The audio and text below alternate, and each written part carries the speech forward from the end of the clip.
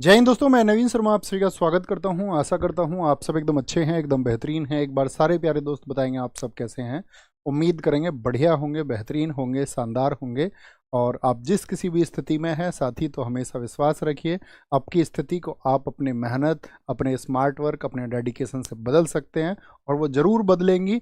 और उसके बदलने का महसूस करते हुए ऊर्जान्वित होकर के एकदम से तन के बैठ जाइए। और दोस्त, हम लोग पहुंच चुके हैं प्रैक्टिस सेट नंबर 4 पर। एक बार थम्स अप कर दो कि पिछले तीनों प्रैक्टिस सेट भैया मेरे रिवाइज हैं और मैं उनको बार बार रिवाइज करता रहूँगा। कम से कम 3 से 4 5 बार आपको उनको रिवाइज करना होगा। और आपके साथ में बेसिक नोट्स जो आपके हों थ्योरी के, उनको भी समय अनुसार कभी कभी रिवाइज करते रहिए। और एक दिन आप देखना साथी, बहुत बेहतर स्कोर आप करके आएंगे। एक्साइज इंस्पेक्टर वनिता, अनोखी वर्मा, मोनू शेखावत, आपका जागृति, अभिनव, मनीष, गोलू सिंह, भाग्यश्री संभाजी, श्रीवास्तव उत्तम, वरुण सूर्यवंशी, सानिया राजपूत, पीके चौधरी, सारे प्यारे साथियों का बहुत सारा दिल खोल करके स्वागत है। तो पिछले प्रैक्टिस सेट के साथी 5 क्वेश्चन के आंसर करेंगे। मोहिनी अट्टम की जननी किसे कहा जाता है? तो किसको कहा जाता है? के कल्याणी अम्मा को भैया, के अम्मा को। के कल्याणी अम्मा है जिनको मदर ऑफ मोहिनी अट्टम, जो कि केरला का एक क्लासिकल डांस है। UNCTAD United Nations conference on trade and development, इसका हेडक्वार्टर कहाँ पर है? जेनेवा में है। कहाँ पर है? जेनेवा में इसका हेडक्वार्टर है। क्रिकेट गेंद का वजन ओंस में कितना होता है? तो ओंस में कितना होता है? 5.50 से 5.75 ओंस होता है। और अगर ग्राम में बात करें तो 155 से लेकर के 163 ग्राम होता है। ठीक है। द सर्कल ऑफ लाइफ किसकी बुक है? अभी मैंने कहा 2025 में बहुत चर्चित बुक रही है। इसकी सुधा मूर्ति, जो कि राज्यसभा की एक मेंबर हैं। इलाहाबाद की पहली संधि कब हुई थी? तो पहली संधि हुई है आपका 12 अगस्त 1765 को। और दूसरी कब हुई थी, उसकी डेट क्या है? दूसरी की डेट है 16 अगस्त 1765। उम्मीद करेंगे आप सब लोगों का एक अच्छा स्कोर आया होगा। एक बार शुभम भाई इसको दिखा देंगे और बताएंगे जी। तनु गुजर 5 स्कोर है, सुभाष यादव जी 4 है, शिवराज सिंह राजपूत 5 स्कोर है, दीप कुमार 4 पर हैं, हिमांशु भाई 4 पर हैं, आर्यन भाई 4 पर हैं, एयरफोर्स एस्पायरेंट्स 4 पर हैं। आसिफ सिद्दीकी, कितना स्कोर दब गया इनका? आसिफ सिद्दीकी कहाँ गया स्कोर?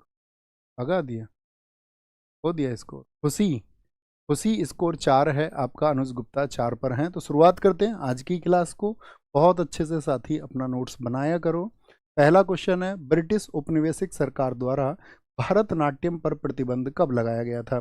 यानी कि भरतनाट्यम को साथी उन्होंने कब आपका बैन कर दिया था, ये आपका क्वेश्चन है। तो भरतनाट्यम को उन्होंने बैन किया है 1910 में, और इसको शुरू किया था फिर से आज़ाद भारत में नेहरू ने अपनी गवर्नमेंट में। ठीक है। भरतनाट्यम की साथी हम अगर बात करते हैं तो उसके अन्य नाम कौन कौन से हैं? भरतनाट्यम के जो अदर नेम है वो कौन कौन से हैं? तो इसी को हम बोलते हैं आपका दासी अट्टम। क्या? दासी अट्टम किस डांस को कहा जाता है? दासी अट्टम बोले या फायर डांस बोले? अग्नि नृत्य किसको कहा जाता है? अग्नि नृत्य बोले तो फायर डांस किसको कहा जाता है? इसी को कहा जाता है।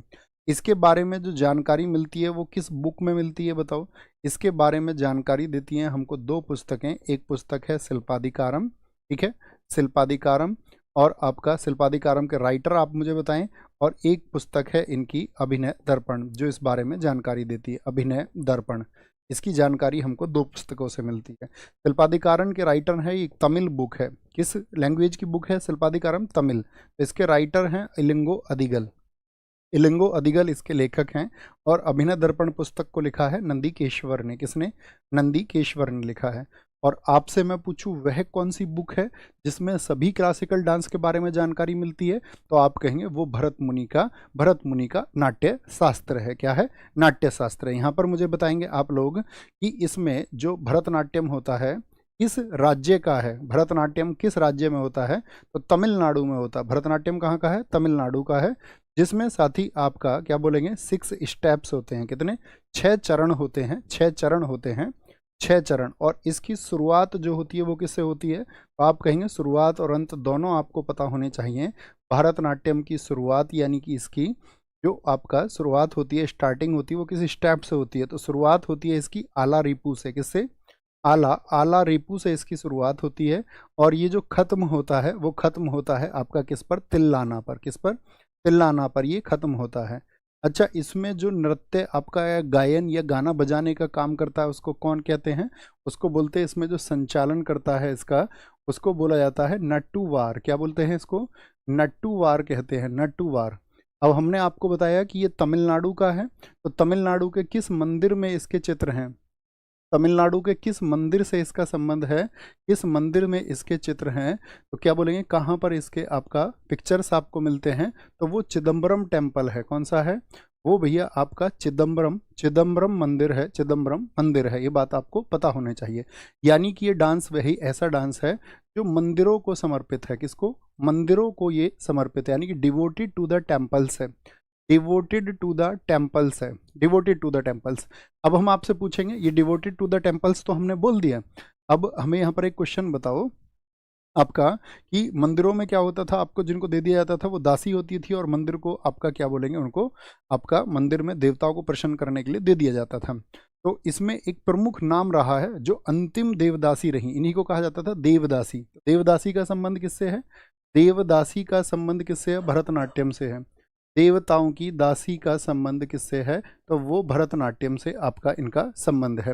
अगर मैं पूछूं ये क्या है? भरतनाट्यम सबसे पुराना शास्त्रीय नृत्य है। सबसे पुराना, ओल्डेस्ट क्लासिकल डांस कौन सा है? ओल्डेस्ट, ओल्डेस्ट क्लासिकल डांस, सबसे पुराना शास्त्रीय नृत्य, तो वो यही है, सबसे पुराना है। और साथ ही यहाँ पर हम बात करेंगे आपका कितना वर्ष पुराना है? तो 2000 वर्ष पुराना है। कितना? 2000 वर्ष पुराना है। मेरा क्वेश्चन आपसे रहेगा कि जो आपका भरतनाट्यम है वो कौन से धर्म की रचनाओं को प्रस्तुत करता है, यानी कि किस धर्म से उसका संबंध है? तो याद रख लेना, ये शैव धर्म को प्रस्तुत करता है। किसको प्रेजेंट करता है? प्रेजेंटेशन ऑफ सर्वधर्म, शैव धर्म, शैव धर्म को प्रस्तुत करता है। और शैव धर्म कौन सा होता है? जो शिवजी को मानने वाले लोग हैं। इसमें साथ ही एक मुद्रा होती है, कटका हस्त मुद्रा। क्या बोलोगे? कटका हस्त मुद्रा, यानी कटका हस्त साथी जो आपका मुद्रा है, उसमें क्या होता है? उंगलियों को ऐसे मिला करके, मैं शायद बना भी नहीं पाऊँ, हाँ ऐसे ऐसे मिला करके आपका ओम बनाया जाता है। मेरी उंगलियां तिरछी हैं थोड़ी, बुरा नहीं मानना है ना भाई। तो क्या बोलेंगे आपका? ओम। ओम का साइन कटका हस्त मुद्रा किस में बनाया जाता है? भरतनाट्यम में बनाया जाता है। अब हम आपसे पूछेंगे बहुत अच्छा सा क्वेश्चन, बहुत चर्चित सा क्वेश्चन, कि इसमें कितनी नृत्य शैली हैं? भरतनाट्यम में कितनी डांस स्टाइल होती हैं? कितनी डांस स्टाइल? तो इसमें डांस स्टाइल जो होती हैं भरतनाट्यम में वो 3 होती हैं। कौन कौन सी 3 होती हैं? पहली है इसमें कला क्षेत्र। कौन सी? कला क्षेत्र होती है, सॉरी, पहली इसमें होती है कला क्षेत्र। दूसरी इसमें होती है वाजुभुर। कौन सी? वाजुभुर, या जिसको वजुभुर भी हम बोलते हैं। और तीसरी शैली इसमें है साथी आपका पंडा नल्लूर शैली। क्या बोलोगे? पंडा नल्लूर शैली इसमें होती है। अब मुझे बताएं, पंडा नल्लूर शैली की प्रतिपादक कौन है? तो पंडा नल्लूर शैली ये मीनाक्षी सुंदरम पिल्लई द्वारा विकसित की गई थी। मीनाक्षी सुंदरम पिल्लई द्वारा, मीनाक्षी सुंदरम पिल्लई द्वारा इसको विकसित किया गया था। ठीक है, ये आपको पता होना चाहिए। नेक्स्ट, यूनेस्को द्वारा निम्न में से भारत के किस शहर को पहला विश्व विरासत शहर का दर्जा दिया गया है? यानी कि आपका साथी किसको स्टेटस दिया गया है वर्ल्ड हेरिटेज सिटी का? वर्ल्ड हेरिटेज सिटी का बताएंगे अभी फटाफट से। तो क्या कहेंगे? हम्पी को? नहीं भैया, हम्पी तो कब का बताया था कल मैंने? कर्नाटका में 1986 का। क्या अहमदाबाद को ये दर्जा दिया गया है? हाँ जी, अहमदाबाद को ये दर्जा दिया गया है 2017 में, 2017 में ये दिया गया था। और जयपुर को कब चिन्हित किया गया था, जिसको पिंक सिटी हम बोलते हैं? जयपुर। तो याद रखना, हम अक्सर गलती कर देंगे, क्या बोलेंगे? सर 2000 लिखो ना गुरुजी। क्या पीछे 2000 नहीं लिखा? कहाँ लिख दिया? अच्छा अरे सुन लो यार, कोई दिक्कत नहीं है भैया, इतना तो तुम भी कर लिया करो यार, ऐसे क्यों करते हो? इतने जुल्म तुम हम पर करोगे है हसीनों के भाइयों? बोलो भाई फटाफट से, क्या बोलेंगे? जयपुर 2019 हो जाएगा। हैदराबाद की अगर हम बात करते हैं, आपका हैदराबाद को छोड़िए, तेलंगाना में मुझे बताइए। तेलंगाना में एक साइट है आपका रामप्पा। रामप्पा कौन से नंबर की साइट है बताओ? रामप्पा मंदिर, रामप्पा मंदिर जो है वो साथी कौन से नंबर की साइट है? सारे लोगों का आंसर आना चाहिए फटाफट से। रामप्पा मंदिर कौन से नंबर की साइट है? तो ये कहाँ पर है? ये तेलंगाना में है, तेलंगाना में है। और किसके लिए है? भगवान शिव के लिए है। किनके लिए? भगवान शिव के लिए। और इससे संबंध है किस वंश का? तो ये काकतीय वंश के शासकों ने बनवाई थी। क्या बोलेंगे? काकतीय वंश के शासकों ने बनवाई थी। कई साथियों ने कहा 39वीं साइट है भैया, आपकी बात मान लेते हैं। तो फिर मुझे बताओ 40वां यूनेस्को स्थल कौन सा था? वो धौलावीरा है। क्या बोलेंगे? धौलावीरा है आपका, जो कि कहाँ पर है धौलावीरा आपका, तो गुजरात में है। कहाँ पर है, गुजरात में है। ये दोनों की दोनों 2021 की साइट है, ये भी और ये भी 2021 की साइट है। 41वीं यूनेस्को की साइट कौन सी बनी थी, तो 41वीं बनी थी शांति निकेतन। क्या बोलोगे, 41वीं थी भैया आपकी शांति निकेतन, वेस्ट बंगाल में है। कहाँ पर है, वेस्ट बंगाल में। कब बनी, 2023 में। 42वीं साइट कौन सी थी, 42वीं यूनेस्को की साइट थी होयसल टेम्पल। मेरा क्वेश्चन आपसे ये है, होयसल मंदिर किस राज्य में स्थित है, तो होयसल मंदिर है आपके कर्नाटका में। कहाँ पर, कर्नाटका में है साथी आपका। और कितने मंदिरों का समूह है, तो आप बोलेंगे 3 मंदिरों का समूह है। क्या बोलेंगे, 3 मंदिरों का समूह है आपका। और 3 मंदिरों का समूह मतलब कि जैसे कि आपसे बोले इसमें कौन कौन से मंदिर आते हैं, एक तो बेलूड के मंदिर आते हैं, एक हलोबिड के मंदिर आते हैं इसमें, हलोबिड मंदिर इसमें आते हैं, और सोमनाथपुरा के मंदिर आते हैं, सोमनाथपुरा के। तो सबसे अच्छा और सबसे सबसे अच्छा और सबसे बेहतरीन क्वेश्चन आएगा। रिसेंट में 43 साइट है यूनेस्को की, और 43वीं कौन सी है, तो भैया मोइदम्स है, मोइदम्स। मोइदम्स कहाँ की है, ये असम की। और किस राजवंश से इसका संबंध है, वो साथी आपका अहोम राजवंश से है। किससे है, अहोम राजवंश से इसका संबंध है, अहोम राजवंश से। तो आपका होयसल मंदिर भी कब चुने गए थे, 2023 में, 2023 में। और ये चुने गए आपका 2024 में। ये आपको पता होना चाहिए, पता होना चाहिए। एक बहुत इंपॉर्टेंट है साथी, हम आपसे क्वेश्चन पूछेंगे। मुझे बताइए रानी की वाव कितने रुपए के नोट पर है, और कब उसको यूनेस्को में चिन्हित किया गया था, कब उसको यूनेस्को में चिन्हित किया गया था। तो रानी की वाव कहाँ पर है ये भी बताना है। तो रानी की वाव है भैया आपका गुजरात में। कहाँ पर है, गुजरात में है। और इसको 2014 में कहाँ पर, यूनेस्को में वर्ल्ड हेरिटेज साइट में चुना गया था। किस नदी के किनारे है, सरस्वती रिवर के किनारे है। किसके किनारे है, सरस्वती नदी के किनारे है, सरस्वती नदी के किनारे। किस पे है, ये 100 रुपए के नोट पर है, 100 रुपए के नोट पर है। इसकी जो आकृति है वो कैसी है, एक उल्टे मंदिर की तरह है। क्या बोलेंगे, उल्टे मंदिर की तरह है, यानी कि नीचे की तरफ जो स्ट्रक्चर मजबूत होता है इसका कमजोर है, ऊपर की तरफ मजबूत है। इस वंश के शासकों ने इसको बनवाया था, सोलंकी वंश के शासकों ने, सोलंकी वंश के शासकों ने इसको बनवाया। यानी अगर शासक हम कहें तो थोड़ा गलत हो जाएगा। तो सोलंकी वंश की शासिका थी, क्या नाम है रानी का बताओ, सोलंकी वंश की जो शासिका थी उनका क्या नाम है। जिन साथियों को मैंने ये पढ़ा रखा है वो एक बेहतरीन छात्र होने का परिचय अभी देंगे। जो सोलंकी भीमदेव थे उनकी याद में इसको बनाया गया। रानी का नाम क्या था, रानी का नाम बताओ, सारे लोगों का आंसर आना चाहिए। रानी का नाम क्या था, क्वीन ऑफ आपका स्टेपवेल। ये बहुत अच्छी बात इन्होंने कही है, ठीक है। क्वीन ऑफ स्टेपवेल इसको कहा जाता है। स्टेपवेल यानी कि वो साथी एक बावड़ी है, इस वजह से उसको स्टेपवेल बोलते हैं। बहुत बढ़िया, रानी उदयामती, कमाल कर दिया भाई। किसने बनवाया था इसको, रानी, रानी का नाम है रानी उदयावती। दादा साहब फाल्के पुरस्कार किस क्षेत्र से संबंधित है, साहित्य से, सिनेमा से, पत्रकारिता से। तो याद रख लेना ये सिनेमा से संबंधित है। किससे, सिनेमा से। कब इसकी शुरुआत हुई थी साथी, शुरुआत किस ईयर में हुई थी, तो 1969 में। और किसको दिया गया था सबसे पहले, तो देविका रानी रोनिक को। ये पुरुष हैं या महिला हैं, देविका रानी, ये भैया आपका महिला है। कौन है ये महिला है। अगर क्वेश्चन पूछ ले पहले पुरुष कौन है बताओ, अगर बोले पहले पुरुष कौन है, तो 1970 में जो पहले पुरुष थे उनका नाम था BN सरकार, बीरेंद्रनाथ सरकार, बीरेंद्रनाथ सरकार। और ये बने थे पहले पुरुष। अगर मैं पूछूं, एक क्वेश्चन और पूछा जाता है, पहले मरणोपरांत कौन है, first पोस्थ्यूमसली who get the Dada Saheb Phalke award. पहले मरणोपरांत किसको मिला था, तो पहले मरणोपरांत है इसमें पृथ्वीराज कपूर। कौन है, पृथ्वीराज कपूर हैं आपका।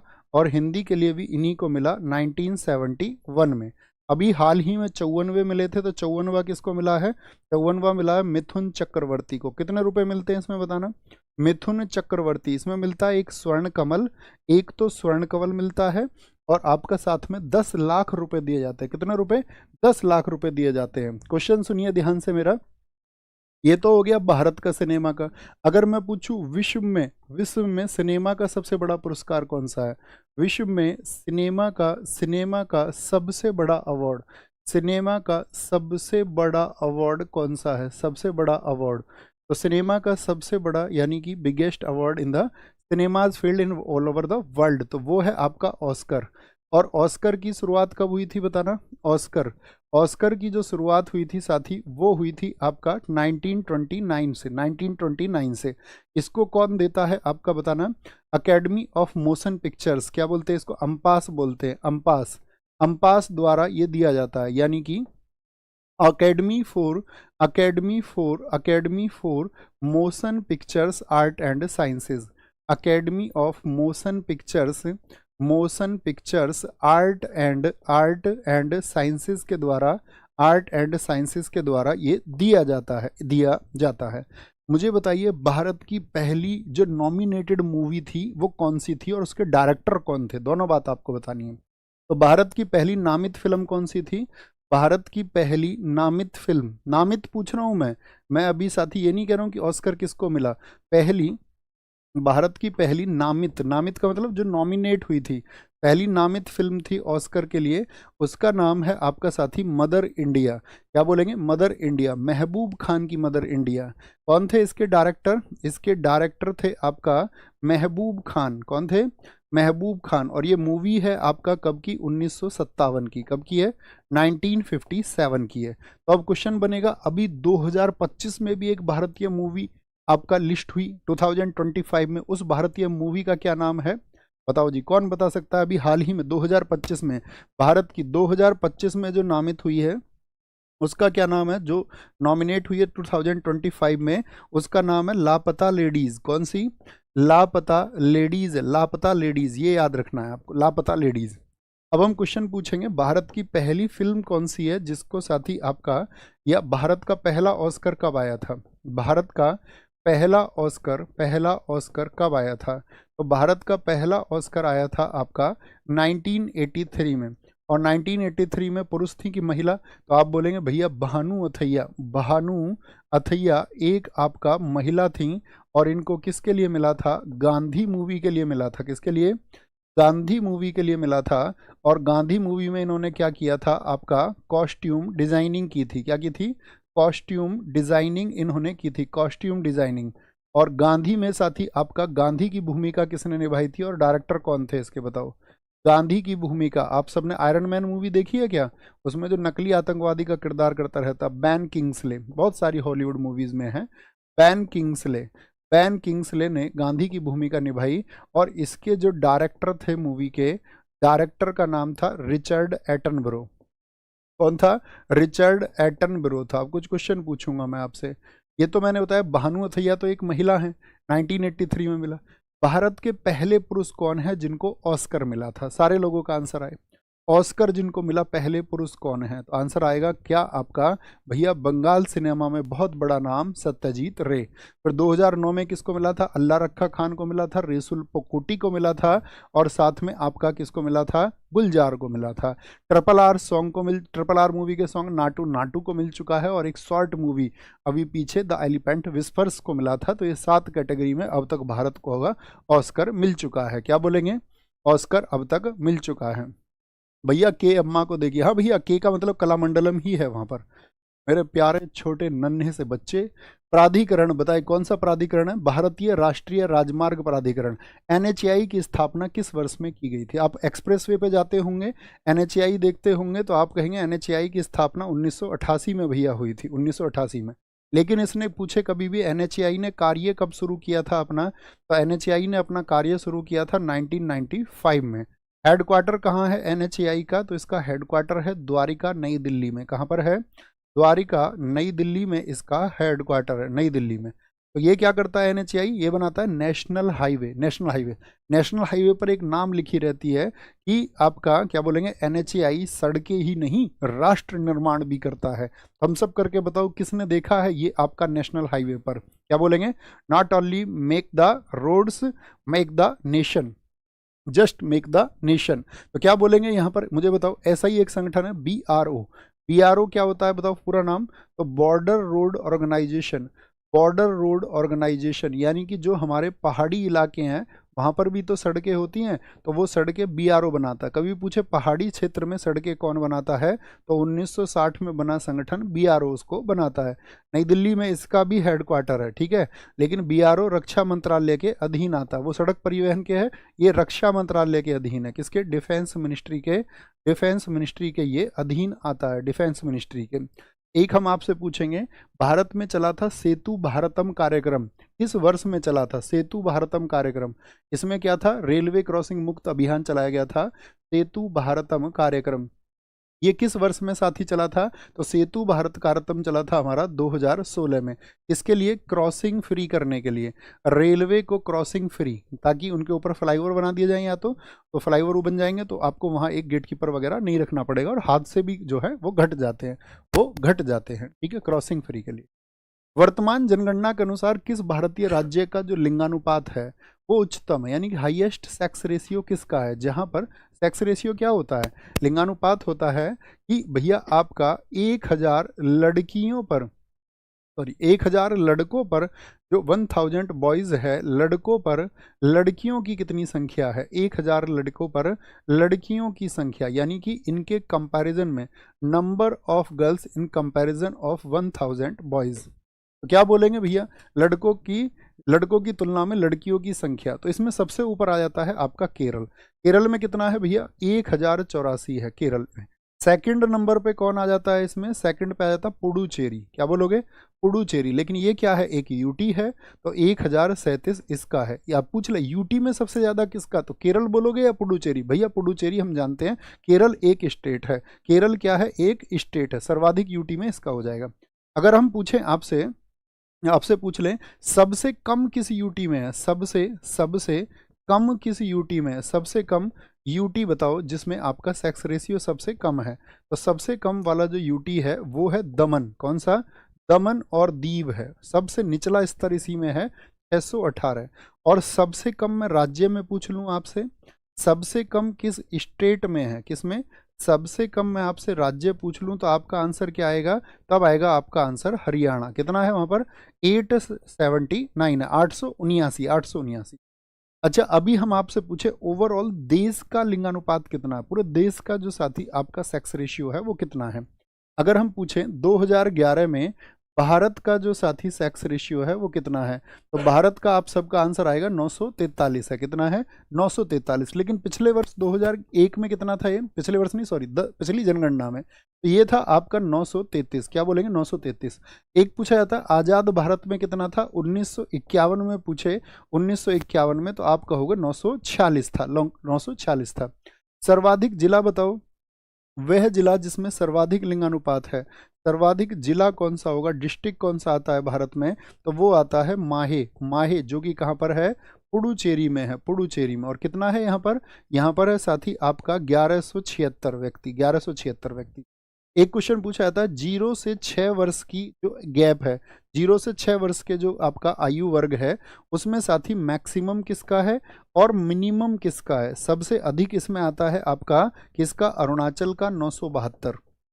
अरुणाचल, यानी कि ये शिशु चाइल्ड सेक्स रेशियो हो गया, शिशु लिंगानुपात हो गया 972। और मिनिमम में जो राज्यों में है आपका हरियाणा का आता है 834, यानी हरियाणा का ऑल ओवर तो 879 है, लेकिन 0 से 6 वर्षों के बच्चों के बीच देखा जाए तो 834 है। वहीं पर क्या बोलेंगे? अरुणाचल का 972 सबसे ज़्यादा है। लेकिन ओवरऑल ज़्यादा की बात करेंगे तो वो कहाँ का है? वो केरला का है 1084। लेकिन अगर जिले की बात करेंगे तो माही का है 1176। ये आपको पता होना चाहिए साथ, ठीक है। नेक्स्ट आगे आएंगे। भारत ने ओडीआई में कितने आईसीसी विश्व कप जीते हैं?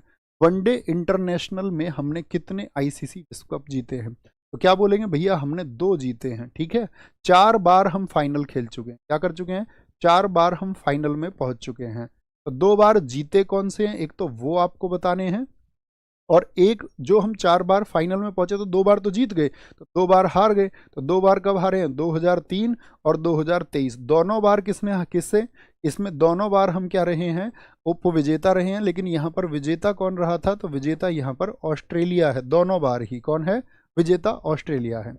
जब हम 2 बार जीते हैं वो कौन कौन से वर्ष हैं बताइए? तो आप कहेंगे पहला क्रिकेट का वर्ल्ड कप हमने जीता था 1983 में। लेकिन यहाँ पर ओडीआई तब कितना हुआ करता था, ओडीआई यहाँ पर हुआ करता था 60 ओवर का, 60 ओवर का, ठीक है।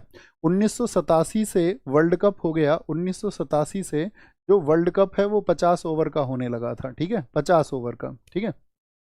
और दूसरा हमने जीता 2011 में। तो यहाँ पर किसको हराया था हमने, तो याद रख लेना, वेस्ट इंडीज को हराया, वेस्ट इंडीज को हमने हराया था।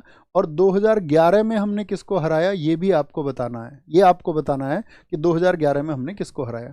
तो 1983 में हमने वेस्ट इंडीज को हराया। और यहाँ पर हमारे कैप्टन कौन थे, तो यहाँ पर हमारे कप्तान साहब थे कपिल देव, कपिल देव, ठीक है, कपिल देव हमारे कप्तान थे। और याद रख लेना, इसमें जो सबसे ज़्यादा रन बनाए थे, मैक्सिमम रन किसके थे, सबसे ज़्यादा रन इस मैच में, तो सबसे ज़्यादा रन है यहाँ पर के श्रीकांत के, इसके के श्रीकांत के, जिन्होंने 38 रन्स बनाए थे। कितने रन बनाए थे, 38 रन्स बनाए थे। लेकिन ये मैन ऑफ द मैच नहीं रहे थे। अगर MOM अर्थात मैन ऑफ द मैच की बात करें तो वो थे मोहिंदर अमरनाथ। कौन थे जी साहब, मोहिंदर अमरनाथ थे। क्यों भैया, उन्होंने कितने रन बनाए थे, उन्होंने बनाए थे 26 रन। कितने रन, तो इनको क्यों दे दिया, क्योंकि भैया इन्होंने 3 विकेट भी लिए थे। क्या लिए थे, 3 विकेट भी इन्होंने लिए थे, 3 विकेट भी इन्होंने लिए थे। किस देश को हराया हमने, वेस्ट इंडीज को, 2 बार का चैंपियन था। कितने बार का, 2 बार का चैंपियन था। कोई मुझे बता सकता है 1983 का जो वर्ल्ड कप है वो कहाँ पर खेला गया था, उसका जो फाइनल मैच है वो कौन से मैदान पे हुआ था। 2011 में हमारे साथी यहाँ पर जो कप्तान थे, कप्तान यहाँ पर हम बोलेंगे किसको हराया, श्रीलंका को हराया। मैदान आपको बताना है साथी, तो 2011 का हम आपको बताएंगे, क्योंकि 1983 का हम भूल गए हैं। उम्मीद करेंगे आप बता पाएंगे। लॉर्ड्स, कमाल कर दिया, इंग्लैंड का लॉर्ड्स। और ये किसकी कैप्टनशिप पे हमने जीता था, यहाँ पे साथी हमारे कप्तान थे प्यारे दोस्त माही, कैप्टन कूल महेंद्र सिंह धोनी, महेंद्र सिंह धोनी। यहाँ पर मुझे बताओ फाइनल में सबसे ज़्यादा रन किसके थे, सबसे ज़्यादा रन किसके थे फाइनल में, तो सबसे ज़्यादा रन थे यहाँ पर आपका गौतम गंभीर, गौती भाई ने हमको जिताया था। गौतम गंभीर 97 रन बनाए थे। कितने, ये सब पूछा जाता है, रन वन सब, क्योंकि वर्ल्ड कप का रिकॉर्ड है। लेकिन पूछे मैन ऑफ द मैच कौन रहा था, तो कैप्टन कूल महेंद्र सिंह धोनी, क्योंकि महेंद्र सिंह धोनी ने अच्छी इसमें आपका क्या बोलेंगे कैप्टनसी के साथ में 91 रन भी बनाए थे, 91 रन भी इन्होंने बनाए थे। ओके, और ये कहाँ पर हुआ था 2011, बहुत सही बताया आपने। इसका मैदान कहाँ पर है, तो ये मैदान था आपका लॉर्ड्स में। कहाँ पर, लॉर्ड्स में। और ये था आपका 2011 के मुंबई के वानखेड़े स्टेडियम में। कहाँ पर, वानखेड़े स्टेडियम में हुआ था, वानखेड़े स्टेडियम में। अब हम आपसे एक क्वेश्चन और पूछेंगे, मुझे आप बताओ जरा कि भैया आपका सबसे ज्यादा बार वर्ल्ड कप को किसने जीता है, किस देश ने जीता है, बोलो भाई फटाफट से। बहुत बढ़िया सर जी, बहुत बढ़िया, बहुत शानदार। मत दिखाया करो इस तरह का कमेंट। बोलेंगे man of the series Yuvraj Singh थे, बहुत बढ़िया। SKB जी ने बताया है, बहुत शानदार। ऐसे बच्चे को मत दिखाओ, कह रहा गुरुजी मैं पी के क्लास कर रहा हूँ और सब समझ में आ रहा है। क्यों दिखा रहे हो तुम, इसे बताओ वाई, है ना। तो ये मस्ती करते हैं, इनका मजे का मूड होता है, मूड में हो। बोलो जी फटाफट से, तो क्या बोलेंगे भैया, कितनी बार जीता है ऑस्ट्रेलिया, 6 बार जीता है। तो ऑस्ट्रेलिया कितनी बार जीता है, तो ऑस्ट्रेलिया 6 बार इसको जीत चुका है, 6 बार।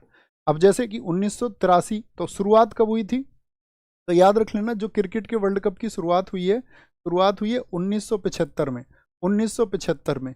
फिर हुआ था 1983 में, और दोनों बार इंग्लैंड को हराया वेस्ट इंडीज ने। कौन जीता है इसमें, वेस्ट इंडीज वर्सेज किससे, इंग्लैंड से। तो जीत हर बार किसकी हुई है, वेस्ट इंडीज की जीत हुई है। फिर इसके बाद में 1987 का बता सकते हैं आप मुझे किसने जीता था, तो 1987 का ऑस्ट्रेलिया ने जीता। किसने, ऑस्ट्रेलिया ने, ऑस्ट्रेलिया ने जीता। 1992 का ये एशियाई देशों में पाकिस्तान को मिला। 1996 का फिर भारत के पड़ोसी देश श्रीलंका को मिला।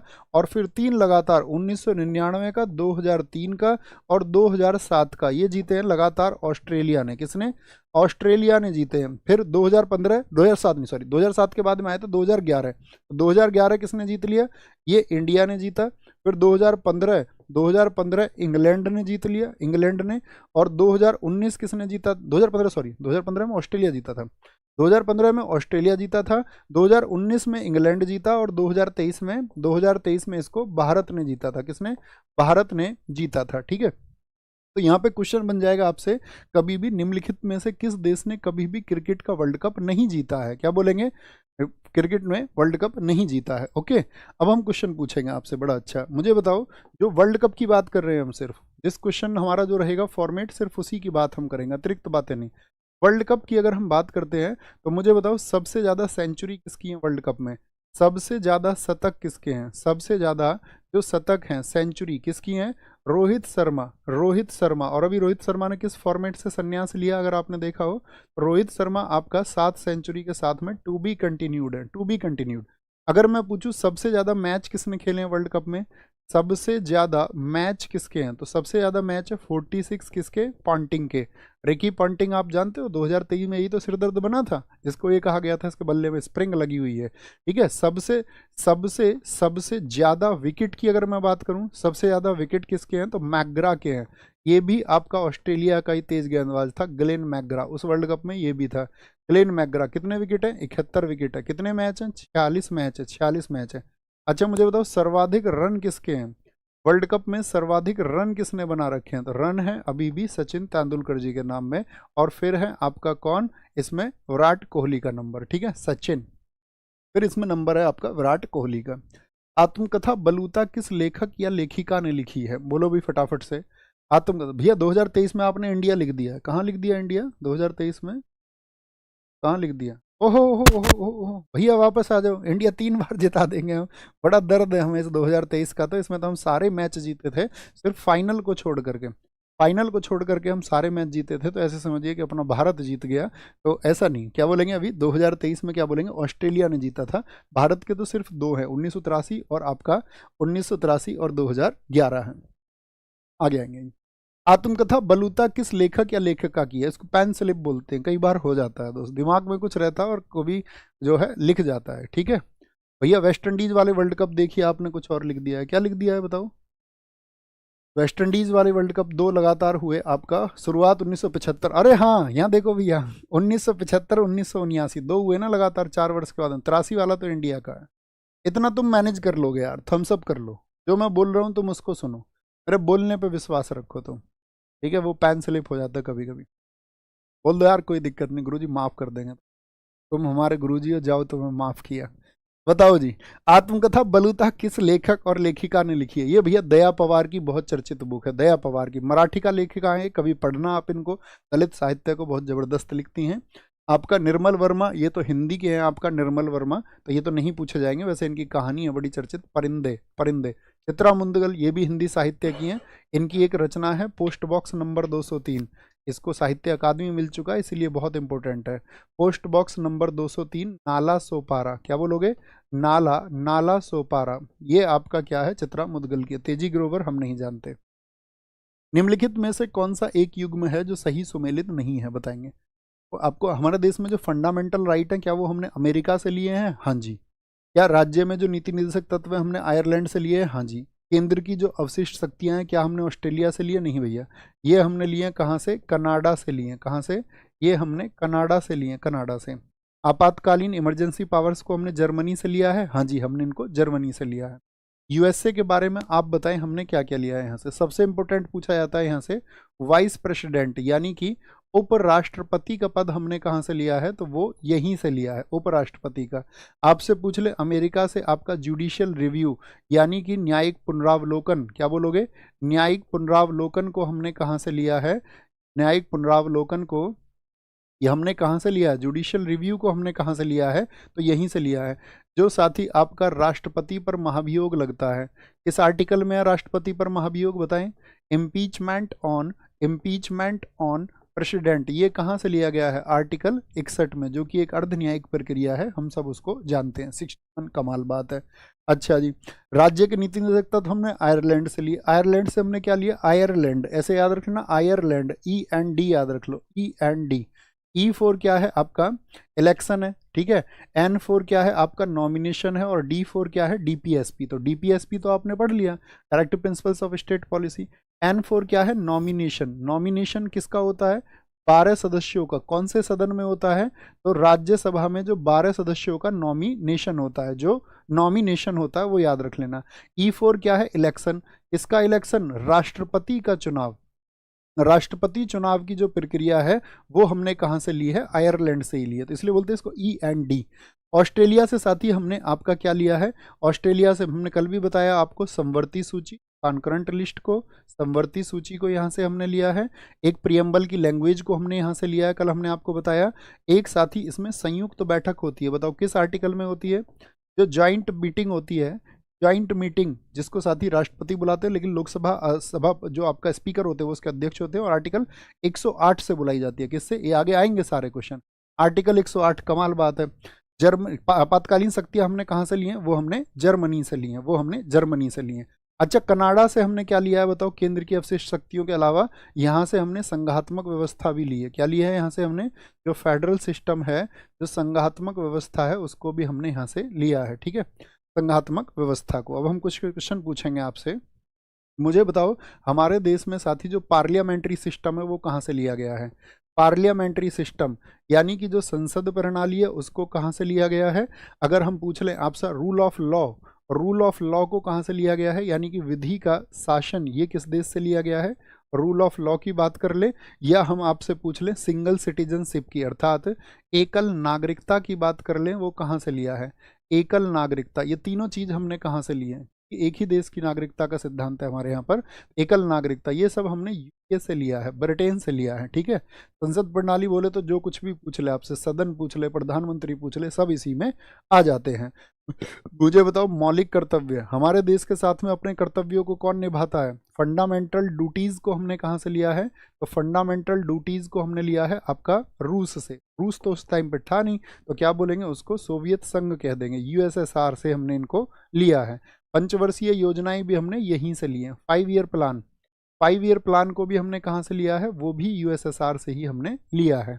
एक क्वेश्चन हम आपसे पूछेंगे यहाँ पर, गणतंत्रात्मक ढांचा हमने कहाँ से लिया है, गणतंत्रात्मक ढांचा क्या बोलोगे, जो आपका रिपब्लिक स्ट्रक्चर है ये हमने किस देश से लिया है, रिपब्लिक स्ट्रक्चर आप समझ जाना, इसको हमने वहीं से लिया है जहाँ से हमने स्वतंत्रता यानी कि आपका साथी लिबर्टी को, इक्विलिटी को और साथ में आपका किसको, वो समानता को, आपका समानता को, स्वतंत्रता को और फ्रेटर्निटी को, बंधुत्व को हमने जहाँ से लिया है। बताओ समानता, आपका स्वतंत्रता और बंधुत्व हमने कहाँ से लिए हैं। एक मुझे बताओ संविधान संशोधन हमने कहाँ से लिया है, और संविधान संशोधन यानी पार्लियामेंट क्या बोलोगे आपका इसको, कॉन्स्टिट्यूशनल अमेंडमेंट, कॉन्स्टिट्यूशनल अमेंडमेंट हमने कहाँ से लिया है। और विधि द्वारा स्थापित प्रक्रिया, विधि द्वारा स्थापित प्रक्रिया यानी कि प्रोसीजर इस्टेब्लिश्ड बाय लॉ, विधि द्वारा स्थापित प्रक्रिया, प्रोसीजर इस्टेब्लिश्ड बाय लॉ, ये हमने कहाँ से लिया है। तो गणतंत्रात्मक ढांचा क्या बोलेंगे भैया, ये फ्रांस से लिए हैं हमने, फ्रांस की क्रांति से प्रेरित होकर के। संविधान संशोधन यहीं से, राज्यसभा सीटों का आवंटन भी हमने लिया है साउथ अफ्रीका से, क्या बोलोगे, साउथ अफ्रीका से। और विधि द्वारा स्थापित प्रक्रिया, procedure established by law, procedure established by law हमने कहाँ से लिया है, वो जापान से लिया है। कहाँ से, जापान से लिया। निम्नलिखित कथनों में से कौन सा एक भारत के संविधान की चौथी अनुसूची को सही वर्णित करता है। चौथी अनुसूचियों में क्या है, इसमें संघ और राज्यों के बीच शक्तियों का वितरण, जैसे संघ सूची, राज्य सूची, समवर्ती सूची, तो भैया ये क्या बोलेंगे, ये तो 7वीं में दिया गया है, 7वीं में है। इसमें संविधान में सूचीबद्ध भाषाएं, भाषाएं किसमें है आपका, 8वीं अनुसूची में है, 8वीं अनुसूची। इसमें जनजाति क्षेत्रों का प्रशासन, जनजाति क्षेत्रों का प्रशासन बताया गया है 5वीं में। इसमें राज्यसभा की स्थानों का आवंटन है, तो चौथी में क्या है, चौथी में राज्यसभा सीट बताई गई है, चौथी में राज्यसभा सीट बताई गई है। तो मुझे बताओ साथी, अब आपसे क्या पूछें हम, चौथी हो गई, 5वीं हो गई, आपका छठी में बताओ क्या है, छठी अनुसूची में जो 6th स्केड्यूल है, 6th स्केड्यूल है उसमें क्या है बताओ, 6वीं अनुसूची में क्या है, जो 6वां साथी स्केड्यूल है, जो 6वीं अनुसूची है, इसमें देखो यहाँ क्या है, जनजाति क्षेत्र, लेकिन 4 राज्यों के जनजाति क्षेत्र नहीं है। तो 4 राज्य कौन कौन से हैं बोलो, उनको फटाफट से, असम, मेघालय, त्रिपुरा और मिजोरम। असम, मेघालय, त्रिपुरा और मिजोरम, और मिजोरम के जनजाति क्षेत्रों का, मिजोरम के जनजाति क्षेत्रों के बारे में, यानी वहाँ के साथ ही आपका जो ट्राइब एरिया है, जनजाति क्षेत्रों का प्रशासन बताया गया, administration of tribes in Assam, Meghalaya, Tripura and Mizoram. आप मुझे बताएं, यहाँ पर हम पूछेंगे, छठी होगी, इसके बाद में सबसे इंपॉर्टेंट आती है आपका नवी में बताओ क्या है, 9वीं किसके लिए आई है? 9th अनुसूची, वो साथी किसके लिए? लैंड रिफॉर्म्स के लिए, भूमि सुधार के लिए। और इसके लिए संविधान संशोधन कब हुआ था? लैंड रिफॉर्म्स के लिए। एक बार फिर से सारे दोस्त थम्स अप करके मुझे बताओ। जैसे मैं साथी इंग्लिश में बोलता हूँ, आपका लिखता नहीं हूँ, तो आप लिख लेते हो ना शब्दों को, ऐसा तो नहीं है कि भैया एकदम से छाप कर लिखोगे तभी लिख पाएंगे, कोई इश्यू तो नहीं है? थम्स अप करके बताना इस बात को। तो लैंड रिफॉर्म्स के लिए आई थी आपका 1951 में, क्या बोलोगे? जो पहला संविधान संशोधन हुआ था 1951 में, जमींदारी उन्मूलन को भी इसमें रखा गया था। एक साथी आप मुझे बताओ 10वीं किससे है? वो डिफेक्शन से है आपका। दल बदल बोले तो आपका किससे है? वो साथी आपका डिफेक्शन से संबंधित है।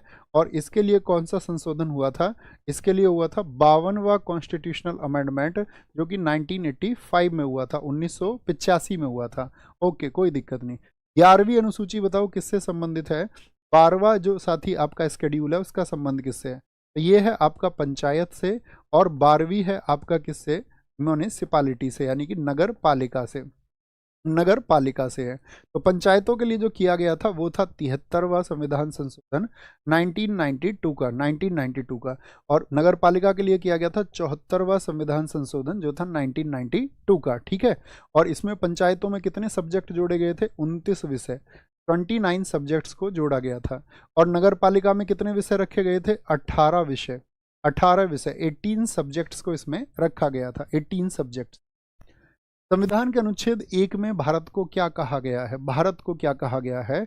लकी स्वामी कह रहे हैं सर PYQ की कोई बुक बता दो, एकमात्र सॉल्यूशन। आप क्या बोलेंगे? एकमात्र सॉल्यूशन है साथी GS निधि। ये बुक PYQ प्रैक्टिस आप लगा सकते हो, अब तक की अपडेट है, इस बुक को आप ले सकते हैं। ओके, आगे आएंगे। नेक्स्ट है जी, क्या बोलेंगे? संविधान के अनुच्छेद 1 में भारत को क्या कहा गया है? परिसंघ कहा गया है? नहीं भैया, उसको यूनियन ऑफ स्टेट्स कहा गया है, यूनियन ऑफ स्टेट्स कहा गया है। ठीक है। और आर्टिकल 2 में क्या है बताओ जरा? आर्टिकल 2 में क्या है? आर्टिकल 2 में है नए राज्यों का प्रवेश।